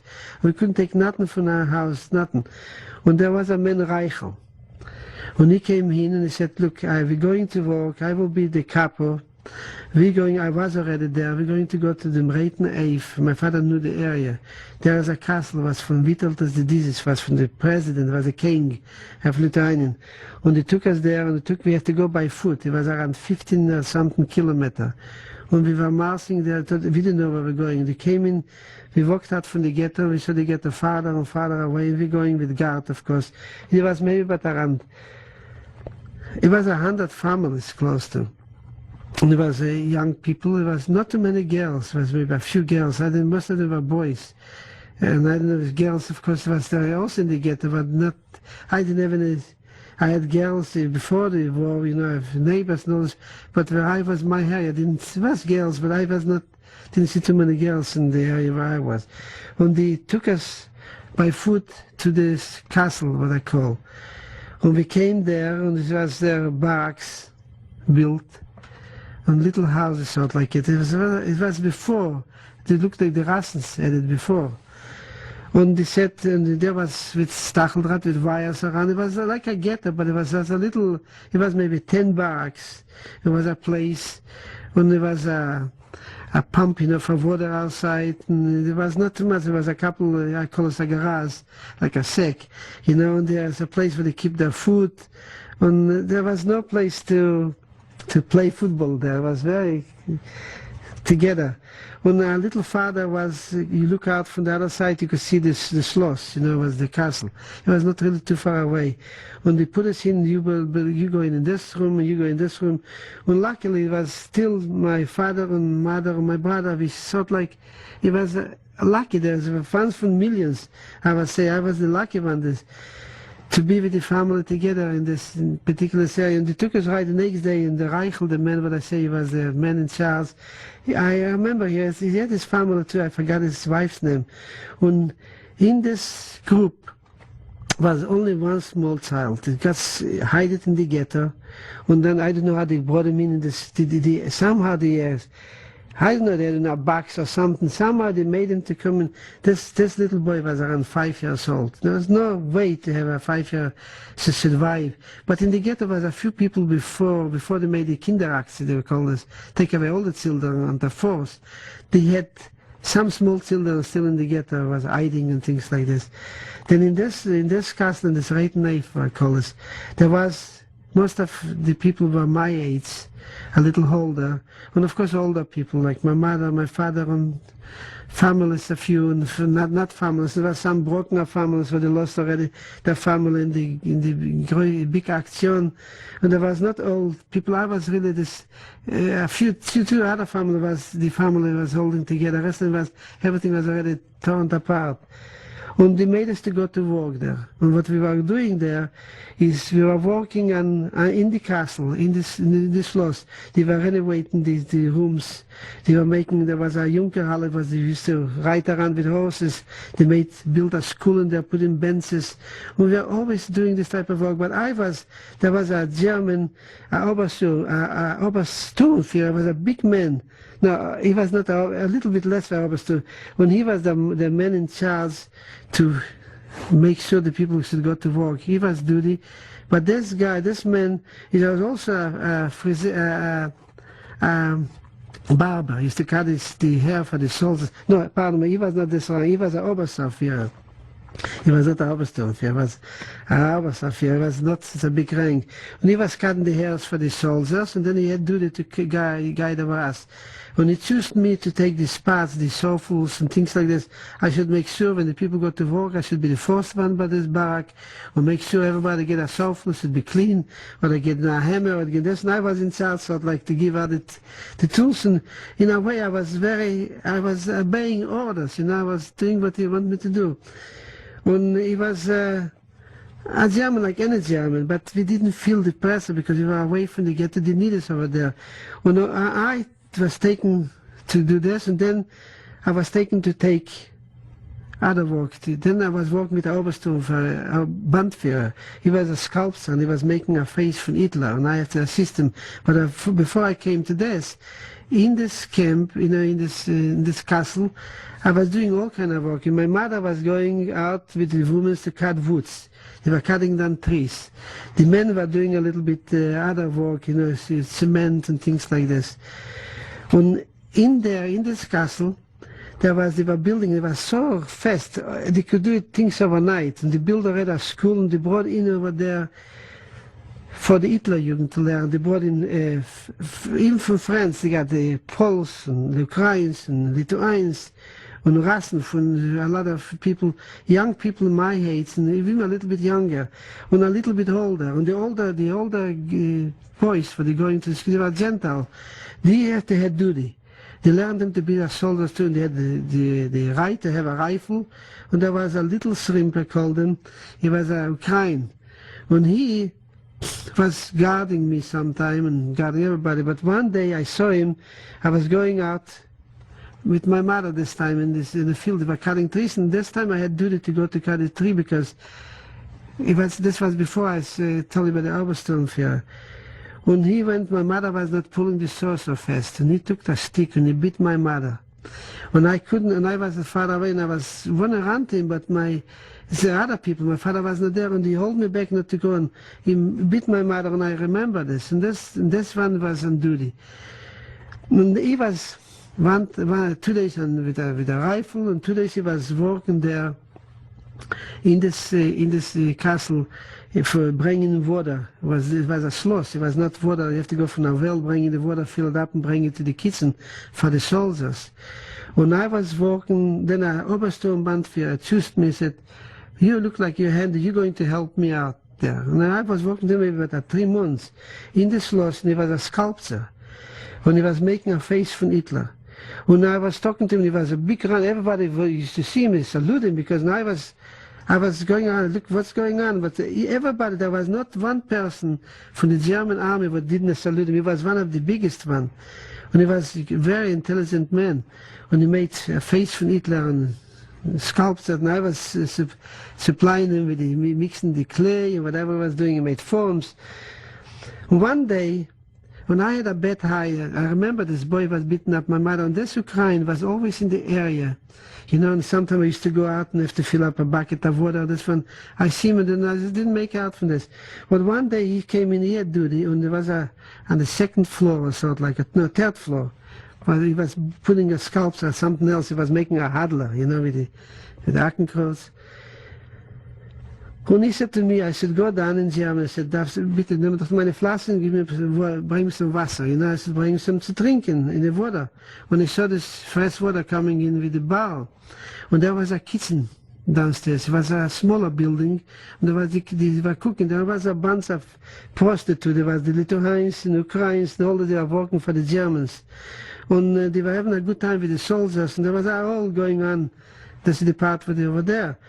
When I go down, he told me to go down with the bottle. I go down with the bottle, and I took the bottle with me, and I had a story in camp also with something like this. And go with the bottle over to this, and nobody's there. And he's downstairs in the kitchen there. And I took the bottle, and I took a little bit, opened up the nozzle, put a little water, washed the bottle, nice. I didn't know the Germans were this Obersturmführer is watching me or not. And I filled up the bottle, and it was a bottle, with a cork, you close it up. And I'm thirsty, and I lay down a little underneath, and honestly, I was dripping, I was afraid to take the water to spill on the ground. I let dropping a few drops in my mouth, and for novas, I felt a push, And my mouth went in right in the nozzle.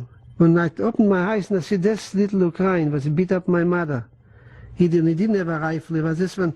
When he took the stick, what he was trying to make the horse going faster, we call it a bite, and I don't know how you say it in English really. I never use this English word.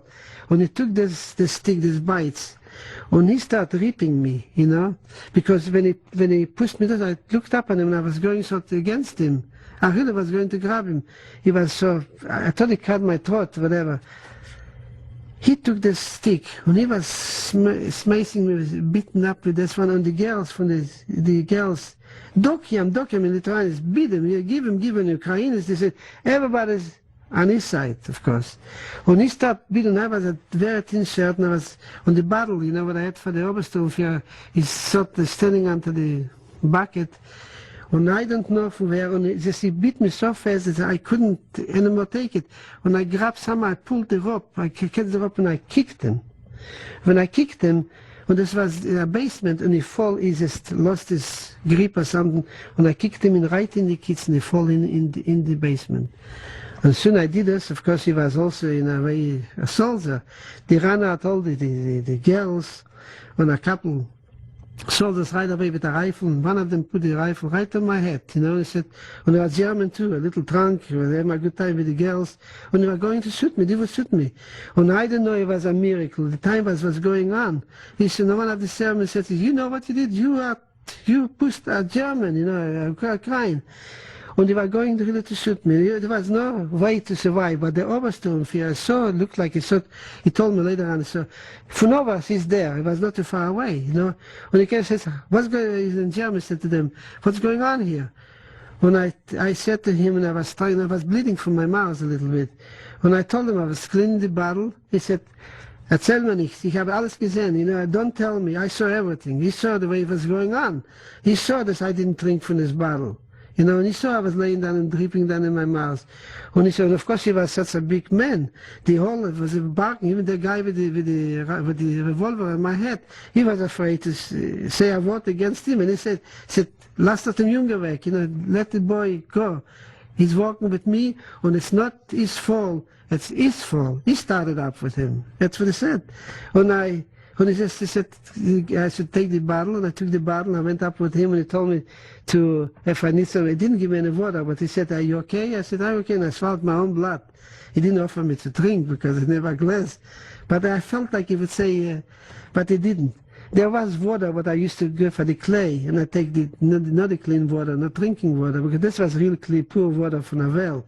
We had water there also, but it was not good to drinking, to work. They had buckets of water filled up for weeks, was staying to make the clay.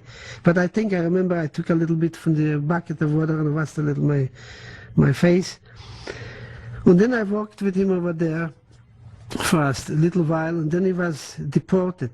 They took him away somewhere to go. On that job is finished up. Then I was walking again with the people in there. The walk in the woods and the sand and the whole thing. Until it was going on. This is a lot of stuff was going on. But in this same time, I was going out. My tooth was hurting me. And the Reichel, the man, said to me, that in the ghetto they have a son doctor, that's a dentist, They had in the ghetto their own everything.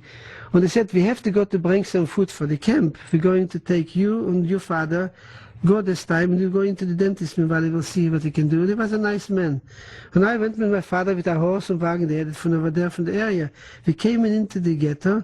When I came in the ghetto, we didn't let us go into the ghetto, right by the gates, not too far away. It was they brought in with a wagon, with a car, with a little truck. It was belonged for the Germans. Food for this and this camp, this was for them Reiten, hay for this castle. This food is going for this one. And we had to load it on. And I want to go to the dentist because he said, go. And somehow, they asked him by police. He said to my father, don't go in the ghetto, because it's going to be a kinderaktion. It's going to be a selection, they're taking out all the children. And it's going to be soon, because you know about it. And they closed up the gates, and nobody can go in the ghetto, and nobody can go out in the ghetto. And when the policemen came to tell us, you know, we're supposed to go out back to the castle, but we couldn't go out. But luckily, I don't know, somehow, it was from the authority, the telephones and things like this, and they delayed us for about an hour, and all of a sudden, they came in with machine, with trucks, with full, and they made a selection. They went in every house over there in the ghetto. I didn't go in deep in the ghetto, I was right by the gates. From the other side gates. This was not the gates where I used to live in the beginning. And they were going to they were making selections already. They killed people, whatever they could grab. They grabbed girls, they raped them, and then the Ukrainians, of course. This one, it was going on horrible. No, I didn't see it, but I heard from the other people. They told us. And I know from people after the war what was going on. And luckily they had a call that should let us out from the gates because they needed food for this place. And I was there with my father, who was a German, who was driving the horse because you couldn't go by yourself. But we also had duty in this camp, where I was there. And we went out from the gate, and the same day was the kindergarten going on the selection in the ghetto. When we came back to this, we was not too far with the horse, it was taking me about a half hour. About an hour to go to this place, so we were not too far away from the ghetto. We came there and we told them it's going on, it's a selection again, the ghetto. We didn't know it's only for children. They took children, older people, whatever they could, in the thousands, they cleared it up. But the next day, this Reichel, the man was in charge, he said, I got a note, you know, from a telephone call, because the Germans had a telephone. They told him, so they're going to come and check it out in our camp too, if there is children. And there was maybe me, my brother, and a few other boys, maybe about 10 my age. And there was a little boy, 5 years old. And this 5-year-old boy had a brother my age, sort like it, and the mother was there also, the whole family was sticking together. And this Reichel, this man was in charge. He came out and said, look, I know you have a small child here. I saw you called me Scholik, and that's why I said, you just make yourself taller. And I was a tall boy, I wouldn't survive. And I will tell him you are important to you. But Jabon really was doing it, the work over there. He had a list what we're doing. When he came in a jeep, a military car, with bandits, you know, from the Gestapo, from the SS, and everybody had to stay in the barracks. And what they did with the little boy, the mother, and it was in the same barrack because we were sleeping, they took the little boy, they put him under the mattress, and they hid him. It looked like they used to do like this too. And the German officer was somewhere from the army, from the Gestapo. He walked in, he looked with a little stick, he looked at me, and I stood up straight, and my brother, and looked in the face and said, was machst du? You know, so ich arbeite. You know, I work. Do, and quickly looked at the muscles, you know, like a dog. You know, and I said, sind die kleine Kinder da? You know, small children here. And the little one opened up the mattress. He said to him, I never forget this. He said to him, nein, keine Kinder da, alle Kinder schlafen. No, there is no small children. All the children are sleeping. I always see pictures. It takes me all the time. But he was, it looked like he was not a good German, I'm sure. But somehow, the way this little boy said and he answered in German, it somehow made him so this. He said, "Oh, geh doch schlafen," you know, to the little one. And he didn't do nothing to him. And he walked out, and for now, they didn't do nothing was taken out. We thought already this is a miracle happened, we didn't say so. But not a couple of, but I think it was the next day or this was the same day, came another car with different Germans. And where's the Junge? Where's the little boy? And the man was in charge. He said, I don't know, you know. He said, what do you mean? Take out the rifle to him. He's Jewish too, you know, the big leader from our camp. And of course he walked in, and the mother eyed him over there and said, where's the little boy? And he couldn't run out from the place. It was always soldiers. And anyway, they had to give away, they pulled away this little baby from the Schäumen in the jeep, like it would be a dog. Really, I'm talking about my horse. Really, like a animal. And this little, mommy, the panic, you know, you could see it, because sometimes you see in the films. I saw it with my own eyes. And they pulled her and she passed out, the mother, you know what case, the father was at work, you know, this one, he was ready to go, I think it was in the morning. When they took him away right away, they didn't let him, that's it. And this was the experience in this camp. We were walking there. There was so many stories to tell about this. It was not pleasant. We sometimes getting beaten up too, a little bit, a kick, this and it. And then the time came, we found out, they said that the Russians are coming closer to the area, and you have to be liquidated. We can't have you there. And they said to us, this walk will stop. But I have a story of what's going on there with other things. I'm sorry, we don't have time for this. They stopped us from walk, and they said, now we're going to take you back to the ghetto, and this is going to be no more job in here for you. And we thought to the ghetto, that's it. You know, they're going to kill us. We don't know to take us to the ghetto. We thought they're taking. It was a few days they gave us a warning. And we didn't have nothing possession. What we have is our clothes, a few things. We didn't have nothing to take with us. And they said in the rifle, the man was in charge. They said, look, I don't know where we're going. They say we're going to the ghetto. Hopefully we go to the ghetto. When we were going like lambs, you couldn't fight them back because everybody was against you. If you go out from the line, they shoot you. If you go to ask help for a little while, they will give you out. You have to go like a lamb. There was no way to have a resistance. When they took us back by foot, this is the same way like we came there. It was, of course, about a year later. It took us back in the ghetto. In the castle for a year, you think? I would say it was close to a year because I was not too long in the ghetto.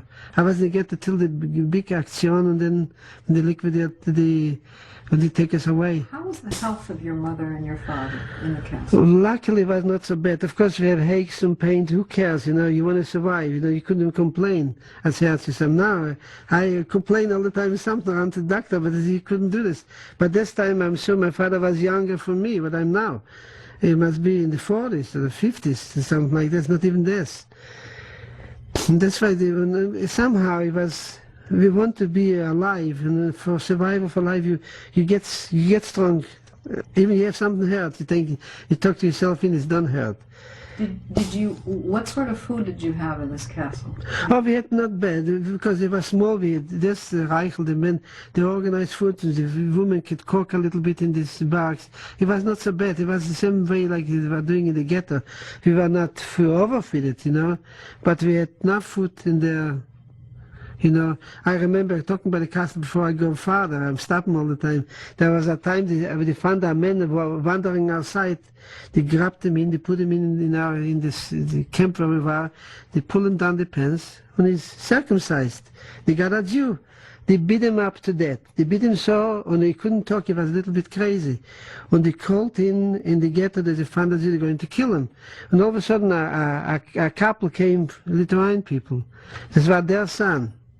He was not Jewish. When they came to the Germans with pictures in the show, and we had a good satisfaction because it was doing us good. And they proved that he was not a Jew. He was not Jewish because I told you that's where they would treat us, you know. And he was a little bit mentally, and he wandered away from the house, and he was living in the area. When they told us Jews, he was circumcised because of a sickness or something. Then they almost killed him. They took him out with the ambulance, came to take him out from. That's the way he was. I have respect for the Jews. But anyway, going back, they told us we have to leave. We have to go out from the castle. Let me ask you another question. How did you sleep? Well, in this particular place, there was sort of old mattresses, you know, smelling and things like that. And the little boy was hiding, and the mattresses was from straw. And we had a roof, you know, we went through our cold weather, and we had a little oven there. It was really, it's not comfortable to say it was livable, but we managed it. It was really. Did you have nightmares? You always get scared. You see what's going on. You see, even over there, people were dying. In our camp, when there were a few people died until the time they couldn't make it, unbeaten half. And it was not a paradise in this place either, but it still was better in the concentration camp.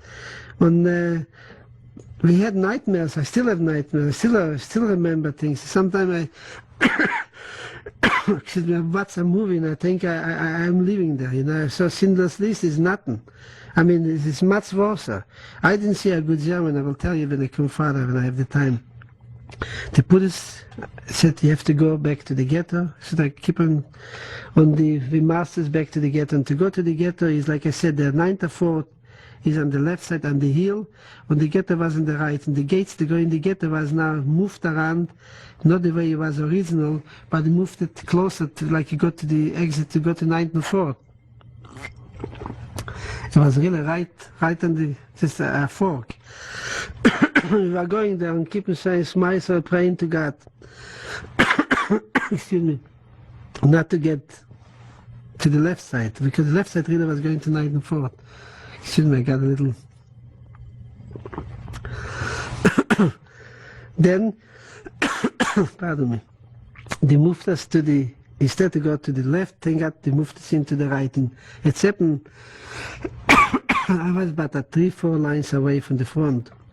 And I said to my mother, oh, we're going rechts, you know, because we found out, oh, we're going to the right side.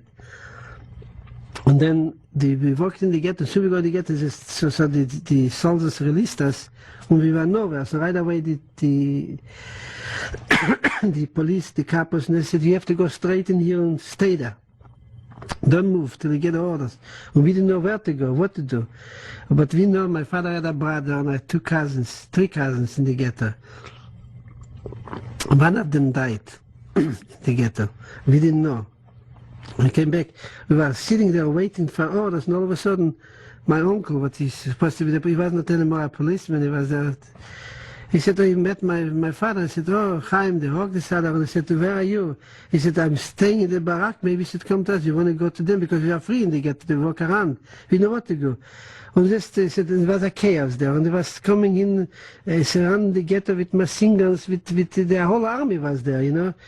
And with loudspeakers, they said the people are going to be liquidated to Germany, you know, the Menschentas for work.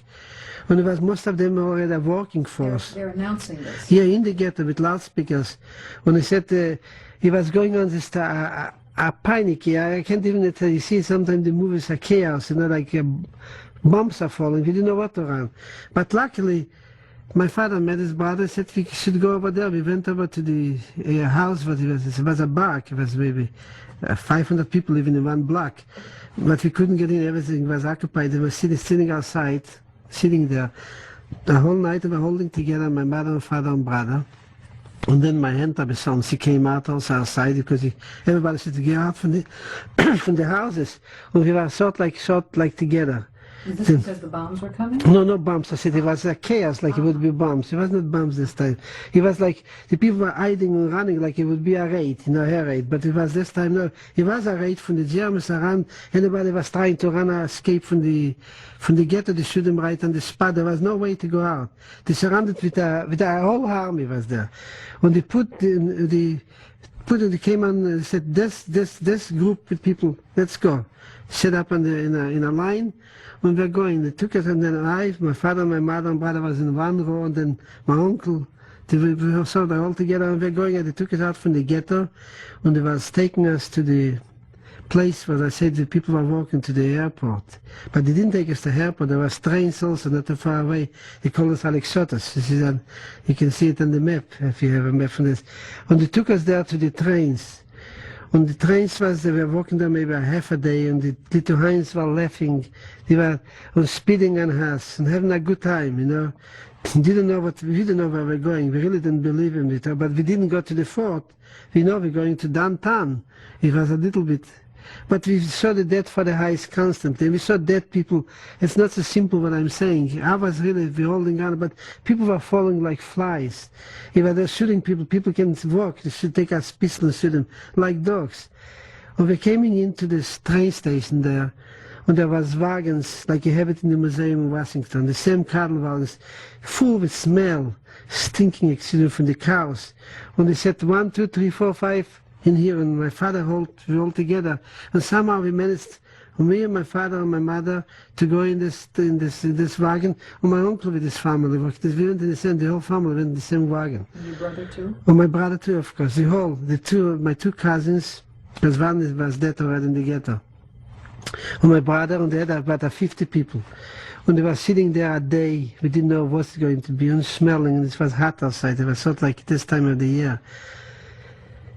And then all of a sudden they said, they came and closed us up right away as soon as we walked in. They closed like a cattle. They couldn't go out.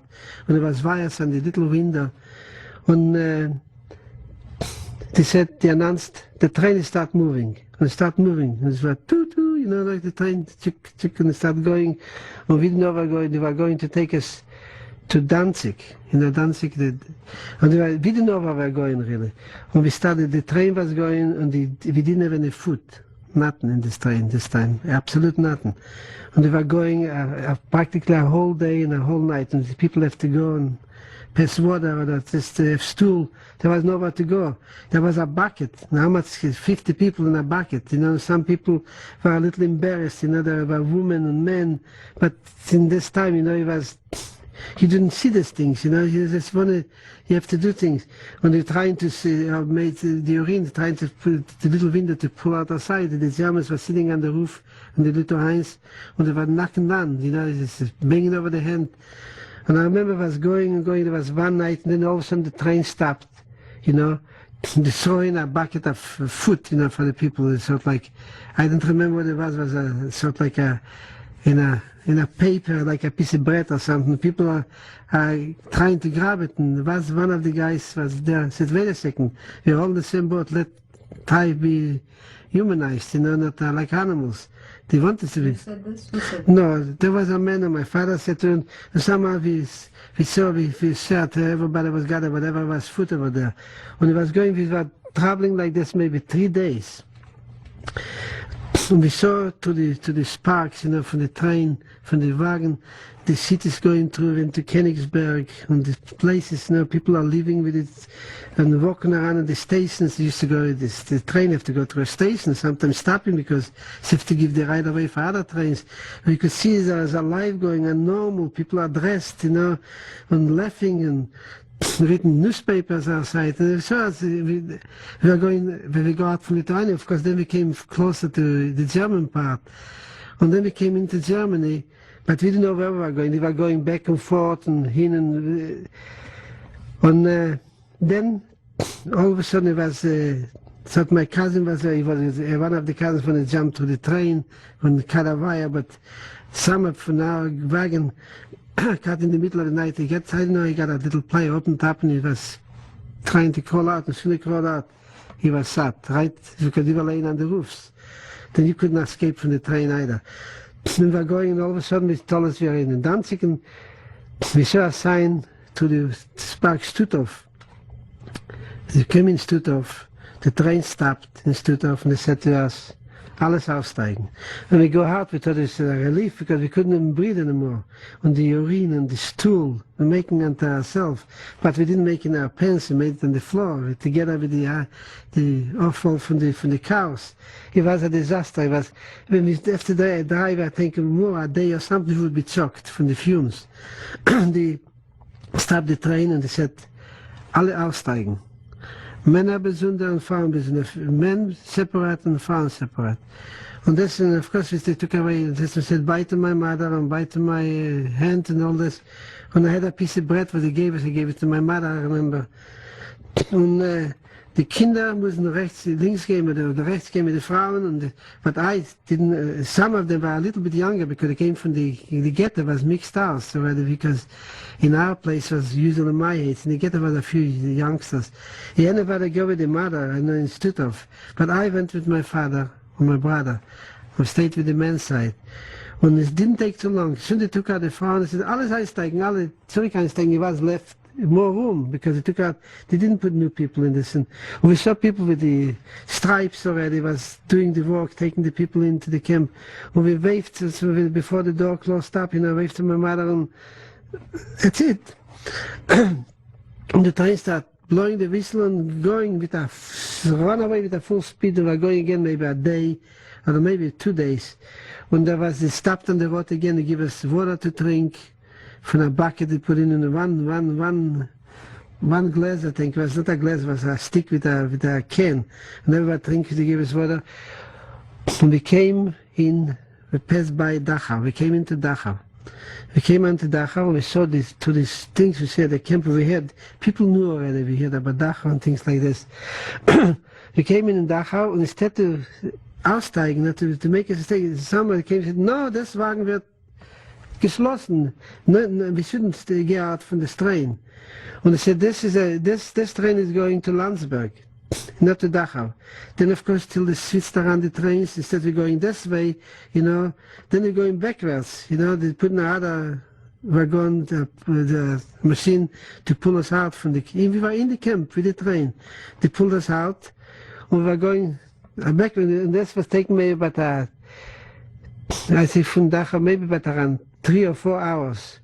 When we came in, away from Dachau, we came in a place, and they said, alle aussteigen. We walked out, we don't see nothing. A empty spot, this was Landsberg, the camp. Barks made out from cardboard. Like you see the tents. It was from paper. And right away, aussteigen and kicking, and we saw there people, with the politische Arrestierten, they call us, they had not a Jewish star, we had Jewish stars, but they had sort of like a V upside way. They were the called politische Arrestierten, they were Germans also, some of them, and they were walking. Was it red? There was red, yeah, was a red, they were criminals, homosexual people, we call it whatever they call them, it was all kind of people there, murderers. They put them in the camp in this place where they were already the higher authority. They were over us. They were criminals. Yeah, they were the capos, and they were doing the whole thing. And some of them were Germans. They put us right away kicking, and they put us. Said there was a big building, a small building. Said you're going to go out, we get unclaused, to clean us up. And we didn't know what's happening. And here I'm holding with my father and brother and things like this, and they're coming in, not our wagon alone, they're coming hundreds of people, a whole a big thing going on. And we have to walk over to this building, and everybody have to stay in a line. They said, you're going to get a sour, or you're going to get a uniform. And everything you possess, if somebody got something from the ghetto, whatever it is, you have to put it, and there was a few Germans on a table to give it them away. You have to be completely undressed when you go into the shower. You can have nothing. We heard of stories by the crematoriums or this, but somehow we had a feeling it's still a walking camp, because we saw people walking, and the guys did this, they said, don't worry, this is a place you're going to walk. You're going to walk. People were frightening. And they put us in over there, and everybody's undressed. And some of them had some ring hiding, whatever's happened, whatever there's somebody that's from the ghetto brought in, but all kind of people. They put in maybe about around. Altogether there were 5,000 people in this camp. But at this time maybe a couple thousand people from this, to call it transport, from the trains. They came from Dachau and from other places. They put everything over there. And we have to undress, we're going into this unclausing, we have to wait, but we didn't know people going in, we don't see them coming out. But there was another exit, but we saw then people going out with, dressed already. Then we had a feeling this, we're going to soon we walk in this, then everybody's undressed, telling Jewish people, a man that was before us, not Jewish people, we didn't know. They had some pumps with unclausing, disinfection, and spray, instead of spray you onto the arm, and the part, from men part, over the hair, they sprayed you right in the eyes. You don't know where you go, they was laughing to them. This was already a walking camp, this was the greeting. And anyway, they put in the shower was a whole building, it was water coming out, ice cold. It was terrible. We thought a few people passed it out, and then also it was a little bit warm. When we got through this one, and there was uniforms waiting in the other side, and they said, he didn't look at measurement. Some for them was too short, and so everybody get a uniform. I had a uniform, I put it on, I was lost. Then there was a man who said, give me this one. I switched with him. It was cold. No undershirt, no nothing, just the uniform with the stripes, with a little hat. When they gave us this one, they kicked us, of course. There was the Germans and the people that were walking there. When they put us out in a line and said, 1, 2, 3, 4, you go in this barrack. 1, 2, 3, 4, you go in this. You get the barracks was number 1, number 2. When it happened somehow, I stick to my uncle. I didn't know what's happened to him with my cousin. He disappeared. They was in a different line. It was always holding up with my brother and father. We fall in the beginning in one bark. Coming a bark, it was nothing. It was from cardboard made. It was a ditch digged out in the inside, and it was made out from cardboard.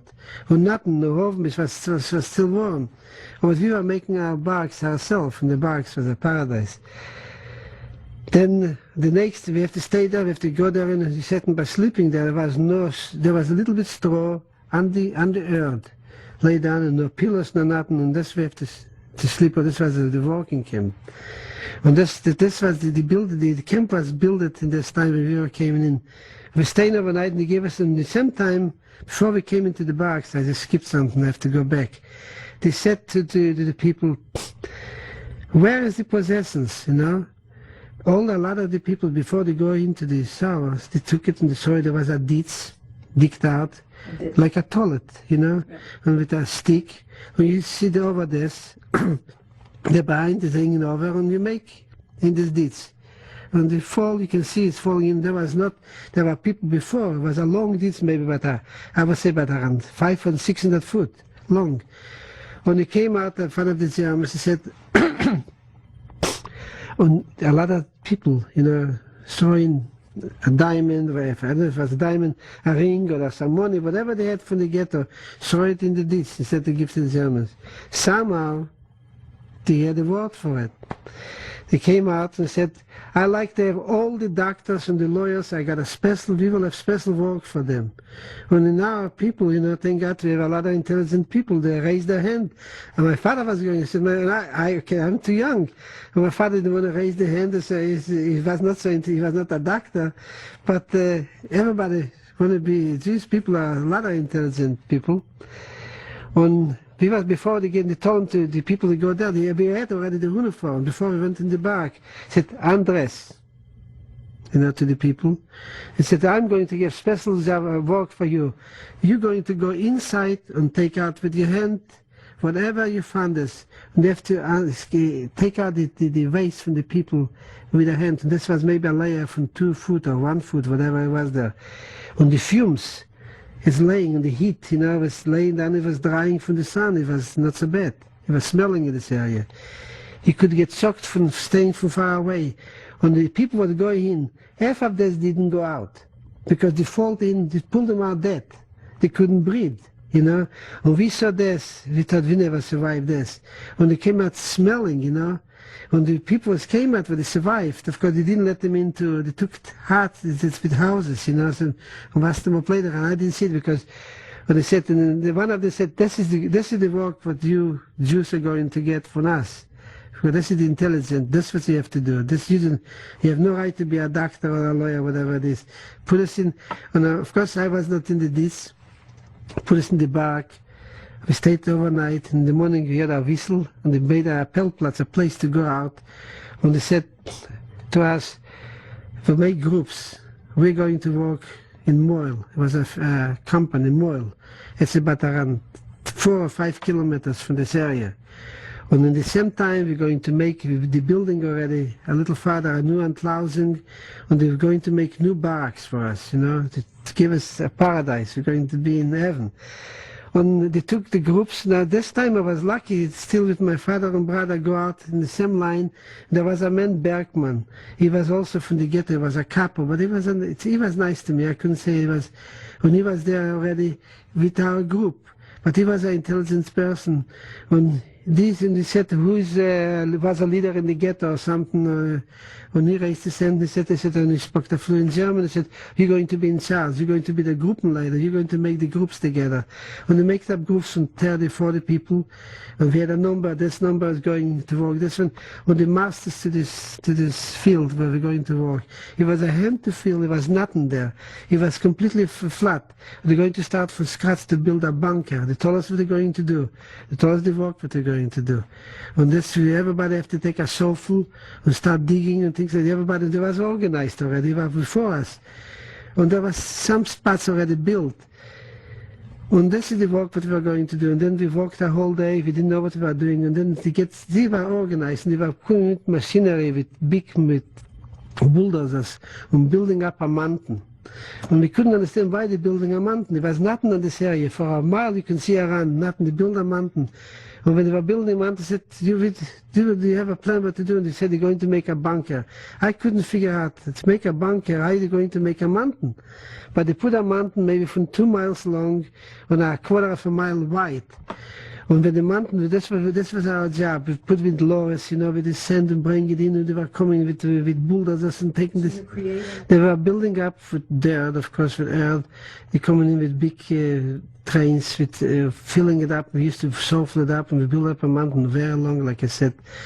And then when this was done, they put sort of like a little layer of grass. So they put in sticks, metal sticks in this. All through this, maybe like I say, about a mile. Whatever, metal, and it was maybe about around 2 foot or 3 foot long. All over, you couldn't even pass by, it was so close to each other. And then they put in machinery on each side of the mountain, of the hill, and they start pumping in cement. And there was special machinery coming in with trucks full from other camps. And we had to stay with shovels and build always sort of like stages, like steps. And pushing the gates, the cement shouldn't run down. They start from the bottom, and they made our gates from wood. And of course take time, and people were dying doing this. And then they filled up cement, and then they made other states, and go up and go up and go up, and they build up maybe about around, I would say, 4 or 5 foot thick cement, and they covered up the whole mountain with the cement.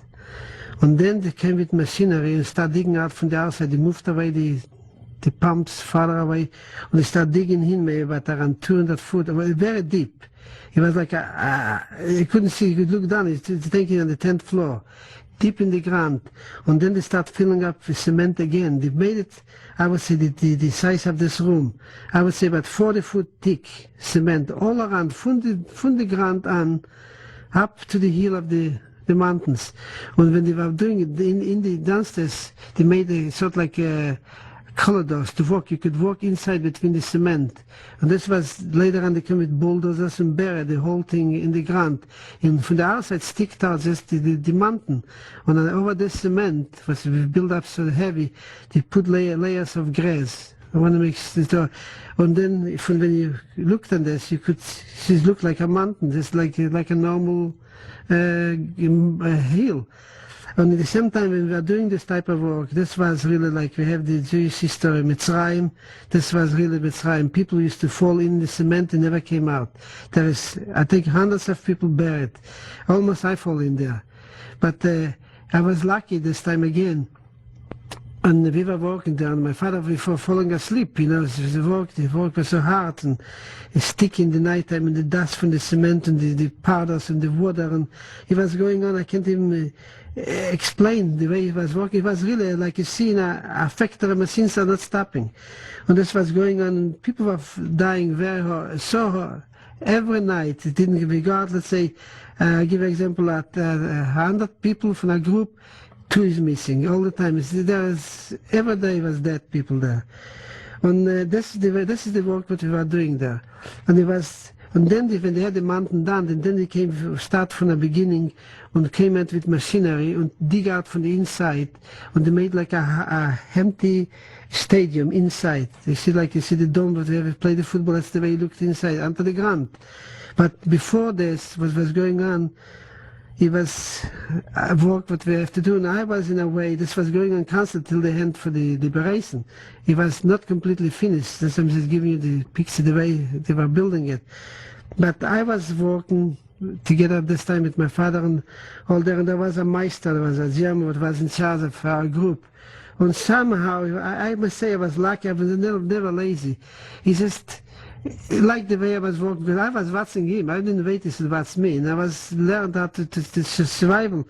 And my brother, let him rest in peace, he was not so watchful. He always get a little bank and all this. But in the time we were working there, we went through a lot of experiences. Now, to start with the experience, what I will begin is, when we were working there, one day I was going out to work, and there was the Bergman that I mentioned. He was already a Jewish man. He was putting together the groups. And there was a man, a German, came out and said, who speaks good German? I don't speak so well German, but I figured I could, and I raised my hand. You speak German? Okay, come, I got a job for you. He said, I should take his Aktentasche, the briefcase, and he said, come there and you're going to have a job, you're going to be the fire, you're going to put fire in the ovens for the soldiers. They had maybe 15 little booths, but the 3 or 4 soldiers could go inside and warm up the hand when it's cold. And we worked also in winter time there. And I got a job to do this, and by doing this I had sort of like a little bit free. I could go on after bringing coals for the... When I left my father and brother working on this, the bunker where they were working. And one day my father came and he said, he almost killed me, the same German, but it was nice. He said, my father told my father this, he told me to leave this job. I said, it's nothing like this, but it was, anyway, that's why my father was beaten up because I left this place. It was not his fault, not my fault. I was lucky to get a better job. And in this work what I was doing, I was constantly going out and putting in fire for the ovens, for the soldiers. And by this doing it, I had a little bit, I was under quarantine. There was the soldiers all around the area. But I could sort of move around, nobody was in back of me. I used to go, take a bag and fill up with coals from it. There was a place for the coals for them, go back with the coals. Meanwhile, I used to pass by the place where they build the bunker and all this. And I was sort of like going without a guard. And by doing this, I was doing this time putting the fire in the ovens.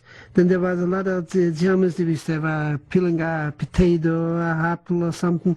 Then I used to grab it in my pocket, and I didn't have the heart to eat it. No, I used to always feel I have a duty to give the food a little for my father and brother, because I felt I have it much easier for them. And I did. When this was going on for quite a while, I was doing this type of work. But in the time, the experience what I have, one day a German came to me and said, nimm doch mein Aktentasche and come with me. Take my briefcase and you come with me. When he took me out, and I was going in maybe for a mile. And this time the war was coming close to the airplanes was flying to bomb Germany. And it was the time, it was still a long time, for me it was never, it totally never end. But it was really, the Americans was getting involved already, and bombing Berlin and things like this. And this German took me, and I was walking with him, and all of a sudden from Novas, an airplane came, two mix, mix or something, with Americans. They came down so low because it was so empty. They came down with machine gun, and shoot right on me, and I was with a uniform, and this was a big German. He got a big, he was not, maybe I was Sturmführer, they have so many the titles, that I really can't even, but he was a big man too. When he was going to measure something, he grabbed me because I was going around. He said, you don't have to put the coals now, you go with me. When I said to go with him, I go with him. I take this briefcase, and I carry this briefcase. And when the airplanes came on us, there was no way, there was a little tree farther away, but it was empty. They were building to land for airplanes in the bunker. Then he said to me, stay doch gerade, I should stay still. And he just took this hat and the airplane go by, and he started coming back. And he took up his hat, he threw it on the ground, and he laid it on the back, sat on the side, he's dead. And I really thought he's dead. But he was not dead. And then the airplane passed by and he said, stay doch gerade. He talked to me, I said, stay straight, I shouldn't move. And I said, you can look up if you want on the airplanes. He was so smart, but the airplanes came down again. When they saw him laying down, then they raised up, they stopped shooting. When they raised up and they disappeared. And then he stand up, he said, siehst du, ich bin klüger von dem, I'm smarter from them, you know this. Anyway, this was the experience, I could be dead. He was lucky that he didn't hit me the bullet and didn't hit him, because if he would be dead, I would be not alive either. This was one experience over there. Then I had experience when we were walking there, when I was going around with the coals, there was a German soldier, and he was one of from the Wehrmacht. And he walked over to me one day and he said, this house genau wie mein Bruderhaus. I look like his brother. He's blonde with blue eyes, beautiful young man. I see nice man, but he was a good-looking man, really nice. When I looked up on him, because he was the uniform, but he was not from the SS, he was from the von der Better Group, von der Wehrmacht, von den soldiers. And he said to me, I look like his brother, and he started telling me story because he was on duty. When he was guiding the people that were working, every group had to have a soldier to watch him. And then was a meister, the people that give you the orders what to do. When I was sort of like working, he said, every second day when I have duty, I'm going to give you a putter. Putter is a sandwich. He said, I'm going to leave it there and you pick it up. I said, it's something, I can this be? A German should be like, they never said a good person. I thought he's a good man. But this one was going on for a while with the Putterbrot.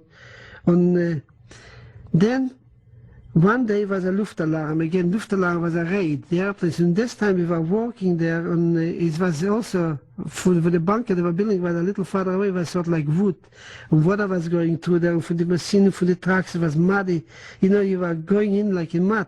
And we going there, and I said, and I just was in this area to put in the. When I looked for my father all the time and my brother, because anytime I have something in my pocket, I was to sort of bring it to them because. Where we were walking in this area, the guard was standing farther away, and they knew already. There's a few, not me alone, there was a few other boys who worked in other sections. I had, for instance, barrack number 5, 6, 7, 8. There was a few other boys, they had to make 10, 9, whatever. There was maybe more barracks in the other side. I always worked from one side. Then, when I happened to be there in this area, and all of a sudden a Luftalarm, the raid was there, and everybody had to lay down. And this good German was duty over this group.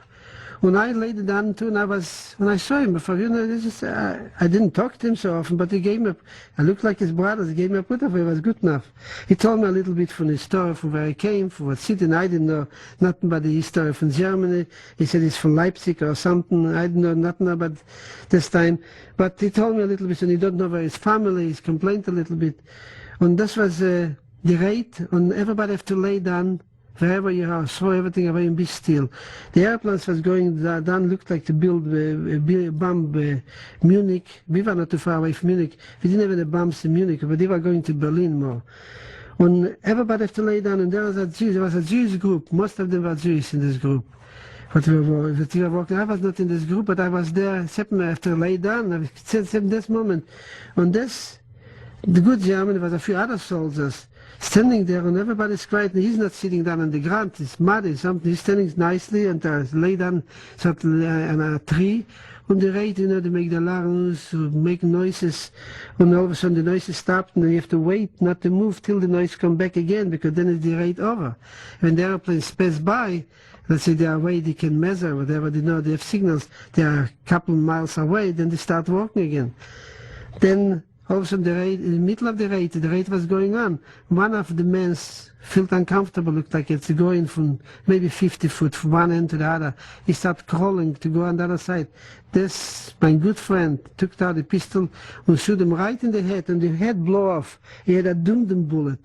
When everybody gets spread, now the man was a little farther away from me, but the blood spread so all over that I felt like a drop of blood of me. You know, I could see it, just a mark.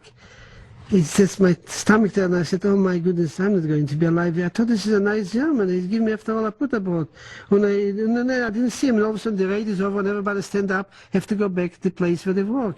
I didn't see him this time. The next day, a second day later, I was supposed to come and get it because it was going on me for a month or something, remember a month. He gave me every second day a sandwich, a piece of bread, whatever it was there, a cheese. The next day I was afraid to go over and pick it up, but I felt, you know, and I was I mean, I was a young fella. I couldn't say I was an intelligent person. I had so many schools and experience, but whatever I learned to be a human being, you know, before the war started, I had it in me, and I figured, wait a second, if I'm not going to go to him, and I'm not going, so in this, he might shoot me or whatever. When I had the guts, I was going over. He was never there when I picked up the putter board. Maybe he didn't, but I picked up the board, and someone from the back, somebody come and said, Mr. Basie with me, if I met on him, you know. I said, well, I played dumb. I said, why should I be Basie? He said, you saw what was before yesterday? I said, this swine, this pig, you know, he crawled over, he could kill us all. Because of him, we all could be bombed from the Americans. The Americans was 2 miles in the air. They couldn't even see. They were throwing up aluminum foil against the radar, you know. Then anyway, when it was going on, I had I lost my, for the Putterbot I was going a couple days, but he was transport, looked in the army. They used to keep the soldiers not too often. He was a couple months there and he was going, and he disappeared from there. But then I had the experience, he used to come in the camp, and then they put in women to work too, in the area. But in our camp they covered up other area, and they brought in women, ladies from other camp, and they were working in the kitchens there and cleaning for the soldiers, and also working in other places where that most of them the older ladies was the women, they were with no hair, looked like boys with the uniforms, and they used to we have to get a sour once in a while there, and they built a nice, and it was a bark, but it was better with the first one, and they had a little corridor, and they were so sadistic. Even we were in a working camp, they were murderers. They put in the people in the sour. We were most of the men in our group. We were all men. And some men had a desire, they put in a woman undressed, completely naked, and she had to go and maneuver with the water, to make the water, to put on the water and tear out the water. And there, I was afraid I was alive, but some people were still, they were men enough to have a desire for women. You could see on their part, they have a desire. They used to come in with a raincoat, with a coat, a raincoat, and came in with a rubber stick, and banking the people right over the part. And it was painful. If some of them died, they had to pull them out dead, till they found out this Bergman, the Jewish man, but he was the leader, said some of them were not coming to work. They killed maybe about 10, 15 people, what I remember. Anytime they used to have fun. Then they stopped it. Did you see this? I saw it, and I was there. I've taken a sow. There was a man, and the man with German walked over, and he knocked him right over the part, and he passed out. And some of them, come back to the breathing again. Some of them, they remained, and then they start playing around with the water. Hot water and cold water. Hot water and cold. Then, even if it was a working camp, we were sadistically treated. And then I had another experience, because I want to catch it up. This was, in the same camp was mixed. They brought in other people to work. There was non-Jewish people too, not too many. And there was a priest, he came, I think, from the Balticum. I don't know exactly, it was from Hungary or something. He came in later. And he came in, and he had somehow brought it in a cross, And in the barrack, he told me the way he was sleeping before, this barrack was made out from wood, digged out a ditch on each side, sort of like coming down like this, and there was the ground, and put straw, and we didn't have a pillows. The straw, we made our pillows, but they gave a blanket, gave us okay to wrap up a blanket with straw, and this was our pillow. And this priest had a cross. It was a mahogany cross, small. It was this size, with Jesus Christ and this in gold, fancy with a chain. And he used to tell me stories, from the Bible and things like that, but he was a very learned person. When he talked about the Jewish religion, the Christian religion, and I saw in this time when we are suffering, we are all equal. It's no different. I think religion is just people making a different, but we're all the same people, and then he said to me, and then this Bergman, this man that was involved in this group for the work, he made so that we should work 3 shifts. We should work for 8 hours, for instance, this group, 8 hours, this group. It was constantly working over there, day or night. Then sometime I was in the day shift, and sometime I was in the middle shift, and sometime I was in the night shift. When I was doing my work, what I have to do, I have to always do the job. Then it was a Sunday this time, and we came in from the night shift. I was in the night shift, coming in the day shift, to switch around.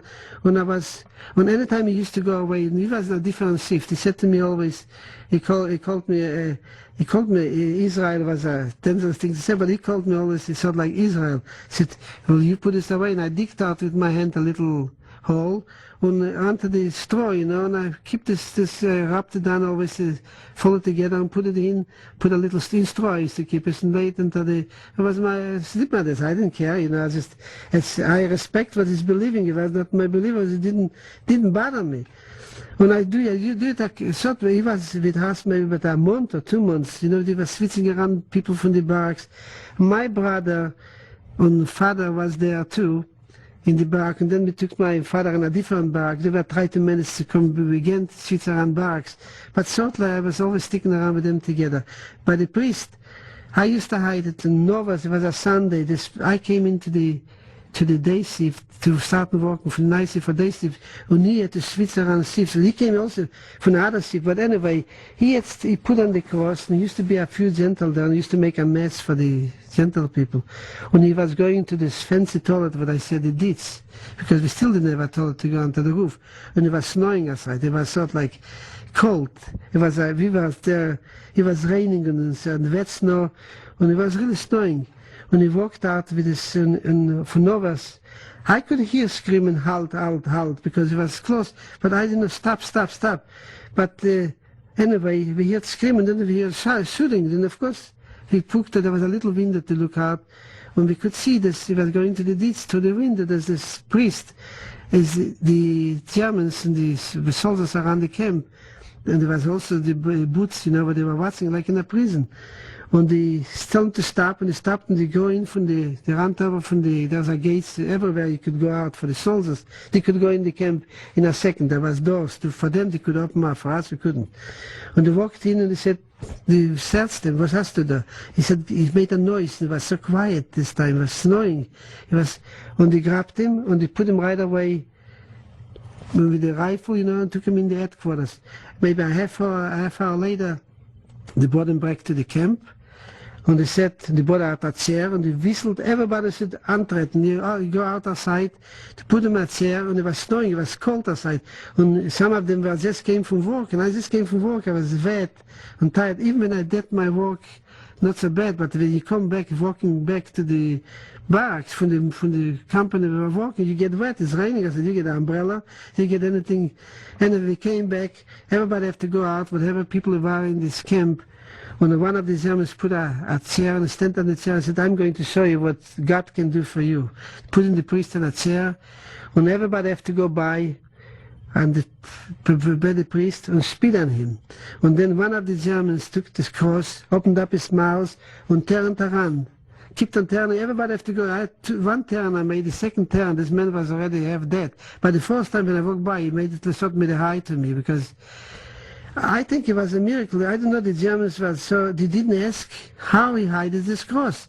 How come this? They took the cross in his mouth? In mouth, opened up his mouth, put the cross and turned around, he was bleeding to death, And then one of the Germans said, see what's going to happen to you?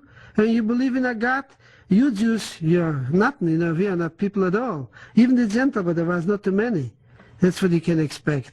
Then we saw this, and a lot of Jews, what was in this shift, what they were working, some of them were still working, then we had a feeling we never survive, because they're doing it even not the Jewish people.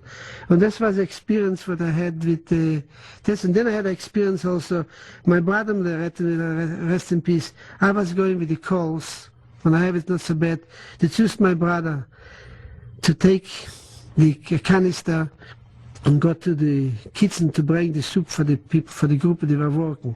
He was a tall man, and my brother was compared to the man, not so tall. He was not, we wouldn't survive if he would be small, but he was shorter for the other guy. The other guy was maybe 6'2", and my brother was maybe 5'8" or whatever he was this time, because he was, luckily this was a survival, because we were not so small. And he went to go to pick up this soup, what we gave for the people to eat. Now it was snowing, I said, the weather was damp and wet, and there was trucks going in from the trains for the work. There was, I can't even, it's very hard to make a picture. It was going on, unbelievable things was going, buggers with machine, with all bulldozers, and all kind of machinery was standing there, and you had to go through. It's a factory. There was a building, such a big thing. When my brother went to the kitchen, looked like it, and I was there walking around not too far away, because there was everywhere was the boots, to put in for the soldiers, because they were guarding them. When I saw my brother going, and I was happy. I said, at least he's going to have an easier job, not standing with his sofa or whatever he's doing there. When I was working hard too, I had to put in, the coals were so heavy, I thought I'd die.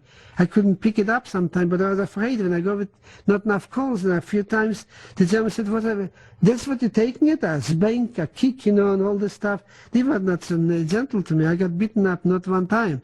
But, I took it. It was better to stay in a whole day with somebody on your back all the time. Anyway, my brother, let him rest in peace, walked over to not too far away from the people who have to bring the soup. It was a canister. And it was winter time, it was snowing, it was wet, and this kibble, this can, slided. And he was so there, and he slided right on him, and he kicked him over, and he fall down. And this kibble opened up in the gates, and the soup spilled on the ground. And this Meister, the German, when I was from far away, my father was walking there, ran over to him, and got this metal, the pipe. It was maybe about around 6 foot long, and he gave it right over my brother, over the back. One time, when it shot like the second time, it started from pain, it turned away. When he collapsed, he was laying there. When he said, you swine, to my brother, he said, my men were not going to have to hit it because of the... It was not his fault, it was... he stepped on the truck rail, the rail from the truck. And he fell down, and of course I was there, and the people I ran over to him, and I dropped my sack of the coals to my father, and my father started saying, eating, to my brother, we thought he's dead. I feel bad about it because I was lucky. And he's coming out blood from the mouth, we thought he's finished. But somehow, survival. And my father tried to pick him up, and I helped him. There's men, the German, he gave me this stand. He said, what are you doing here? And I said, I'm taking the course. I said, I'm his brother. Brother, he gave me also sort of like I was going to give, but there was other Germans, but it's just, so they made other group to go to pick up other soup, because they had enough to give it was not soup, it was water. Well, my father and I couldn't stay there, he kicked me away because I have no right to stay there, and I said, my brother started talking, I said, I will be okay, so in Islam, in Jewish, when they wiped him up the blood, and he somehow made it, he came back, and he made him, he had to go make believe he's walking, he was walking, well, he came back, we were going back to the camp. Of course, I went into the back, so my body couldn't breathe. We didn't know what's happened to him. Dr. Elkes this time was already going from the camp. Before he was there in the camp, my father I was mentioning it, he had a furunkel, because a cyst on his foot, and he operated on him. But this was in the camp, we had sort of like a little first aid. But I want to cut faster. Then my brother was, from this day, he was not anymore him. He was really weak, but he had to fight. We knew somehow it's going to come to a end, because we saw the airplanes and the whole thing going on. Then we felt, this, we maybe have a chance, this was going on for quite a while. But when I was working in the making the calls, I have something to tell, but this must be, you have to hear this. There was a wagon, a train standing outside, where the guards were there, a broken one.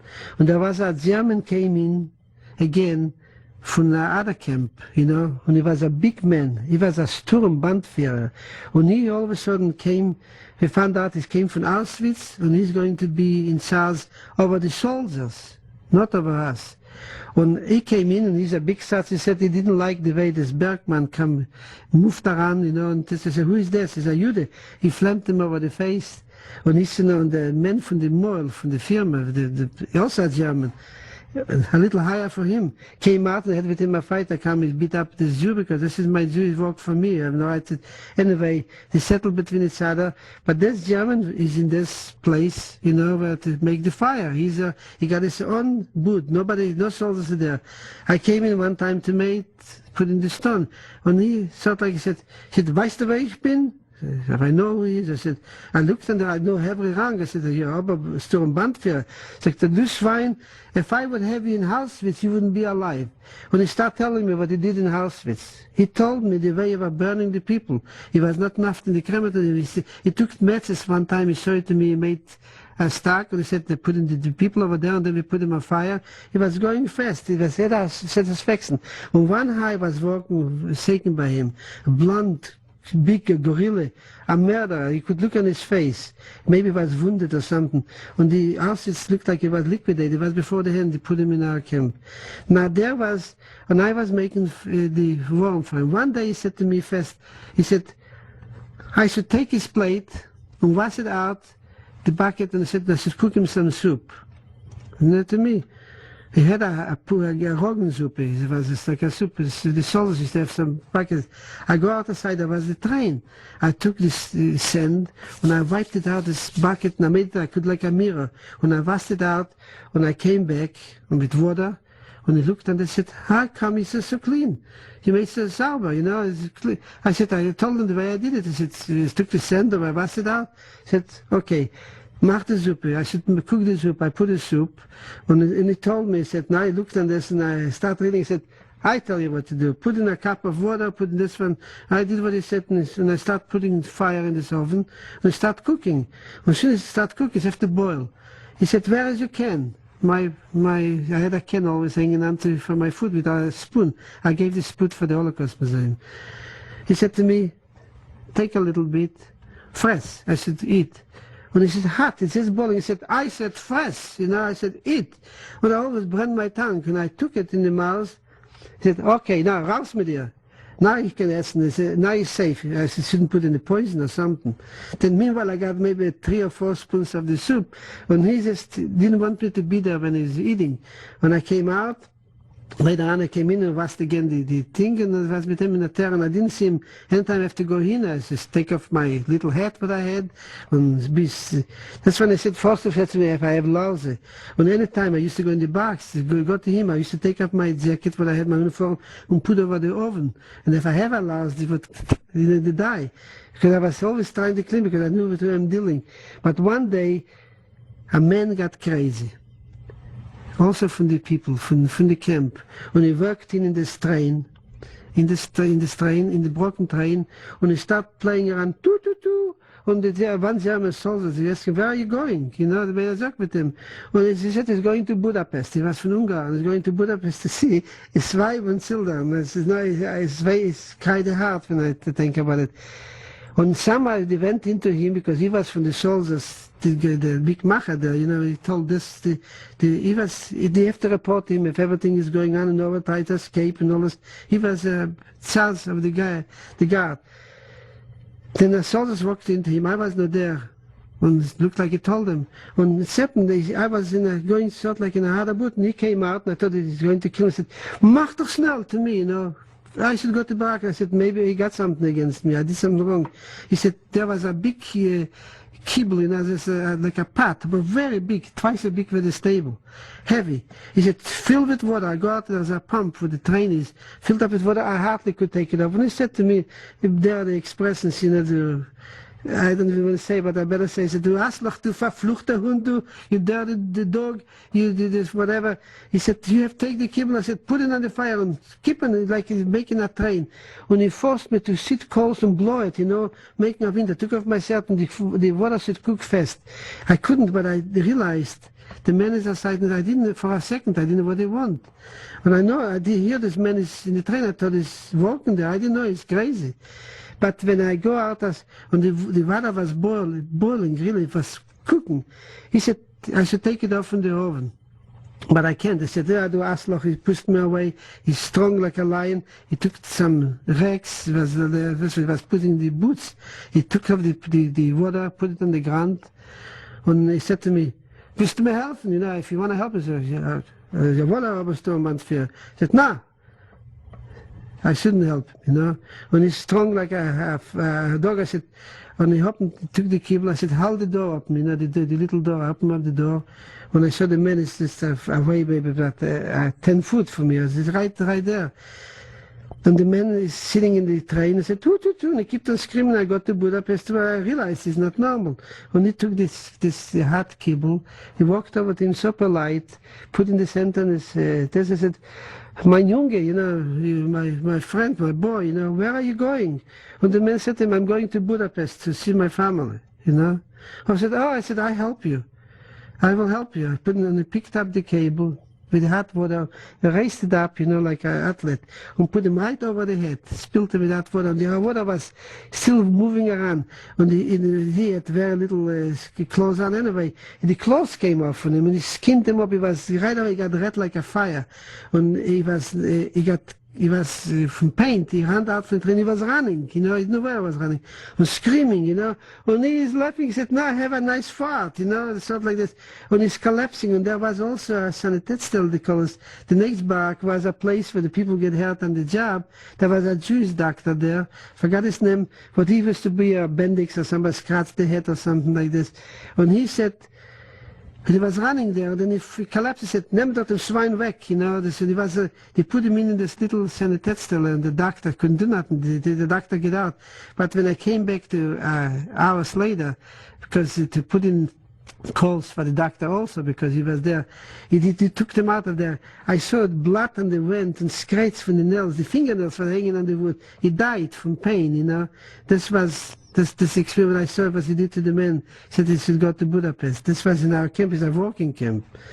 Israel, we only have a few more minutes. Right. Can you describe liberation? I know you were on a death march from Dachau. Right. I was, when the camp was going to be liquidated after this, they put us together and said we have to go back to Dachau. They took whatever is left. Some people remained in the camp, but the people who was still capable to go, they said they're going to treat us, the Switzers around in Sweden, with Sweden or the Schweiz, they will take trucks for us. Some of the Germans told us stores, and we were marching out from our Lager 1, from the camp, back into Dachau, and it took maybe about a day. And my brother was very sick already. He was beaten up and once in a while bleeding from his mouth, but he held it on. We came to Dachau, and in Dachau, I had wooden shoes and I couldn't make it anymore. From nowhere, my knees started getting numb. And when we came into Dachau, we saw the Zimmer, saw a lot of people who was there, going on a lot of things, thousands of people, trains and all this. And some people remained in the Lager 1, but we were in the group to go with Tortmas. We stayed overnight. In the morning, I lay down on the Appellplatz, in the place where they were sorting the people to work to go, and I couldn't see nothing. I said to my father, "I can't walk anymore. I can't move my knees." My father said to me, Solonkin, don't do it. If you can't walk, they're going to shoot you. That's what they're doing to the people. And somehow I fall asleep. And my brother was already the hero. He still walked, but he was sick too. And even my father was also not so strong. And we walked from walking, and it was a Luftalarm. It was again a raid, and the Americans were bombing this area. They were bombing Munich. And Munich is not far away from Dachau. And a bomb came in right not too far away from the camp. And I just jumped. Here I didn't know. And I just stand up and said to my father, "Oh, I moved my knee." And then in the morning, it was in the middle of the night, but I started moving my knee, and then I couldn't fall asleep. And in the morning, they said they take a group with people, and said, "We have to go." And they put us in our again. Some of them they put in trains, but there was not enough trains. They made us to walk. And we walked out from Dachau. We walked around 3 days. And they gave us a can of food. I remember a can, they call us a bikse. It was meat in there, from the camp. And everybody got a can of some of the food, and they came out with dogs, and they had the Bluetons. Dogs was going on both sides from the group, and we were marching from Dachau to Wolfratshausen, where I was after the liberation. I was living there, and from Wolfratshausen to Bavatkirchen in the mountains to Garmisch-Partenkirchen. We came out there. The people were dying like flies because a lot of people didn't make it. And if you walk out a little bit out of the line, the dog will grab you and bite you. You couldn't escape. And I had wooden shoes, and I lost my shoe. I was running barefoot, and it was in April. I was liberated 2nd of May, 1 o'clock. But we were walking there and people were dying like flies. We didn't know what's going on. They thought they were going to kill us. And anyway, they come in Bavatkirchen. I remember one thing, after the war, when I was there, I saw we had to stop somewhere, and there was a little Gaststätte. And the Gaststätte, a woman came out, a German woman, who put a hot cooked milk and gave for the soldiers to drink. And this was the experience that I have. A little time I'll tell you, when I was liberated, I came back to this place. But anyway, we were going in with this place. They put us in a ditch, They put the machine guns, and we know this is finished, they're going to kill us there. Luckily, it was the raid again, and it was start snowing, and we were there maybe at around 2,000 people in the city. And it was a whole night, sort of like it, and we fall, and the snow came over, the snow was so heavy that we didn't see, we were snowed in. And in the morning, I came out from the snow, and I looked for the I said, that's my father, I didn't see him. When he was there, and my brother, and we started talking, all of a sudden, people start picking up. We saw one soldier standing on the hill. All the machine guns, everything is going. And this Bergman, the man, again, he's a leader, he said, the Germans are going. When we saw the little town, maybe about half a kilometer, they have white flags hanging over the houses. And we felt something is going on. We heard also that all night was bombing and machine gun, the military going. And anyway, they said there was a dead horse, but I can tell story. People were so hungry, they started eating the dead horse, but I didn't eat the dead horse. And we were walking into this little town, and the Germans were there, a small town, and they walked in and they said, anybody, you go here, you go there, we go in, sort of like in the, I call it garages for me. It's just like they have it from the farms. There are farms, little town. And there were cows in this house and things like this. And the woman was in the house, she didn't offer us to eat or something, but they were afraid. They didn't know it's the hand. We didn't know what's going on. And we fall asleep in this. We were maybe 20 people in this place. It's like a sack, with the cows are there, with the cows together. And around 1 o'clock, sort of like, we hear some people screaming all this. We go out from this, I saw American, if I didn't know it's American, I saw a white star, and I didn't know it's Russian or whatever, and people are running in the tanks, and the Americans are throwing chocolate with cans, and this was a disaster. People used to eat, and I got a can, it was karotten, I remember, I couldn't open it up, and a soldier opened up for me, and I hit it like we didn't have nothing to eat. And the American came in, and then, of course, right away they said we just remain where we are, and the next day they said all the people should get out of from this place and go into a place, but 2 kilometers we have to walk in. It was barracks for the Germans from the Navy. The soldiers were there. They emptied it out, and they put all the people was liberated, put it over there. And before this, when we were leaving, when they put in the white flags, a tank go by. And it opened up the hood, and the man said, oh, my Israel. He was a rabbi and a priest. And he said, oh, what he did to my people. And he should not shoot, but he felt so bad. He took the machine gun and shoot the first floor. He was so full with it. He said, look what he did to my people. I'll never forget this moment. This always stayed with me. That's why, thanks the Americans, I'm alive. And even of course, we went down, and this was the end of it. I didn't see what it's happened did. And then we walked into this building, and of course, right away were American soldiers from the doctors, and they started checking out the people. Soon my brother, they took him right away from us. He said, they saw him the way he acted, it was, right away they separated him. He said, you have to go right away in the hospital. And I'm afraid we have to it's okay. I wish we could go on. That's all right, I appreciate you. This moment we have to stop. I just thought you might want to give us the name of your horse.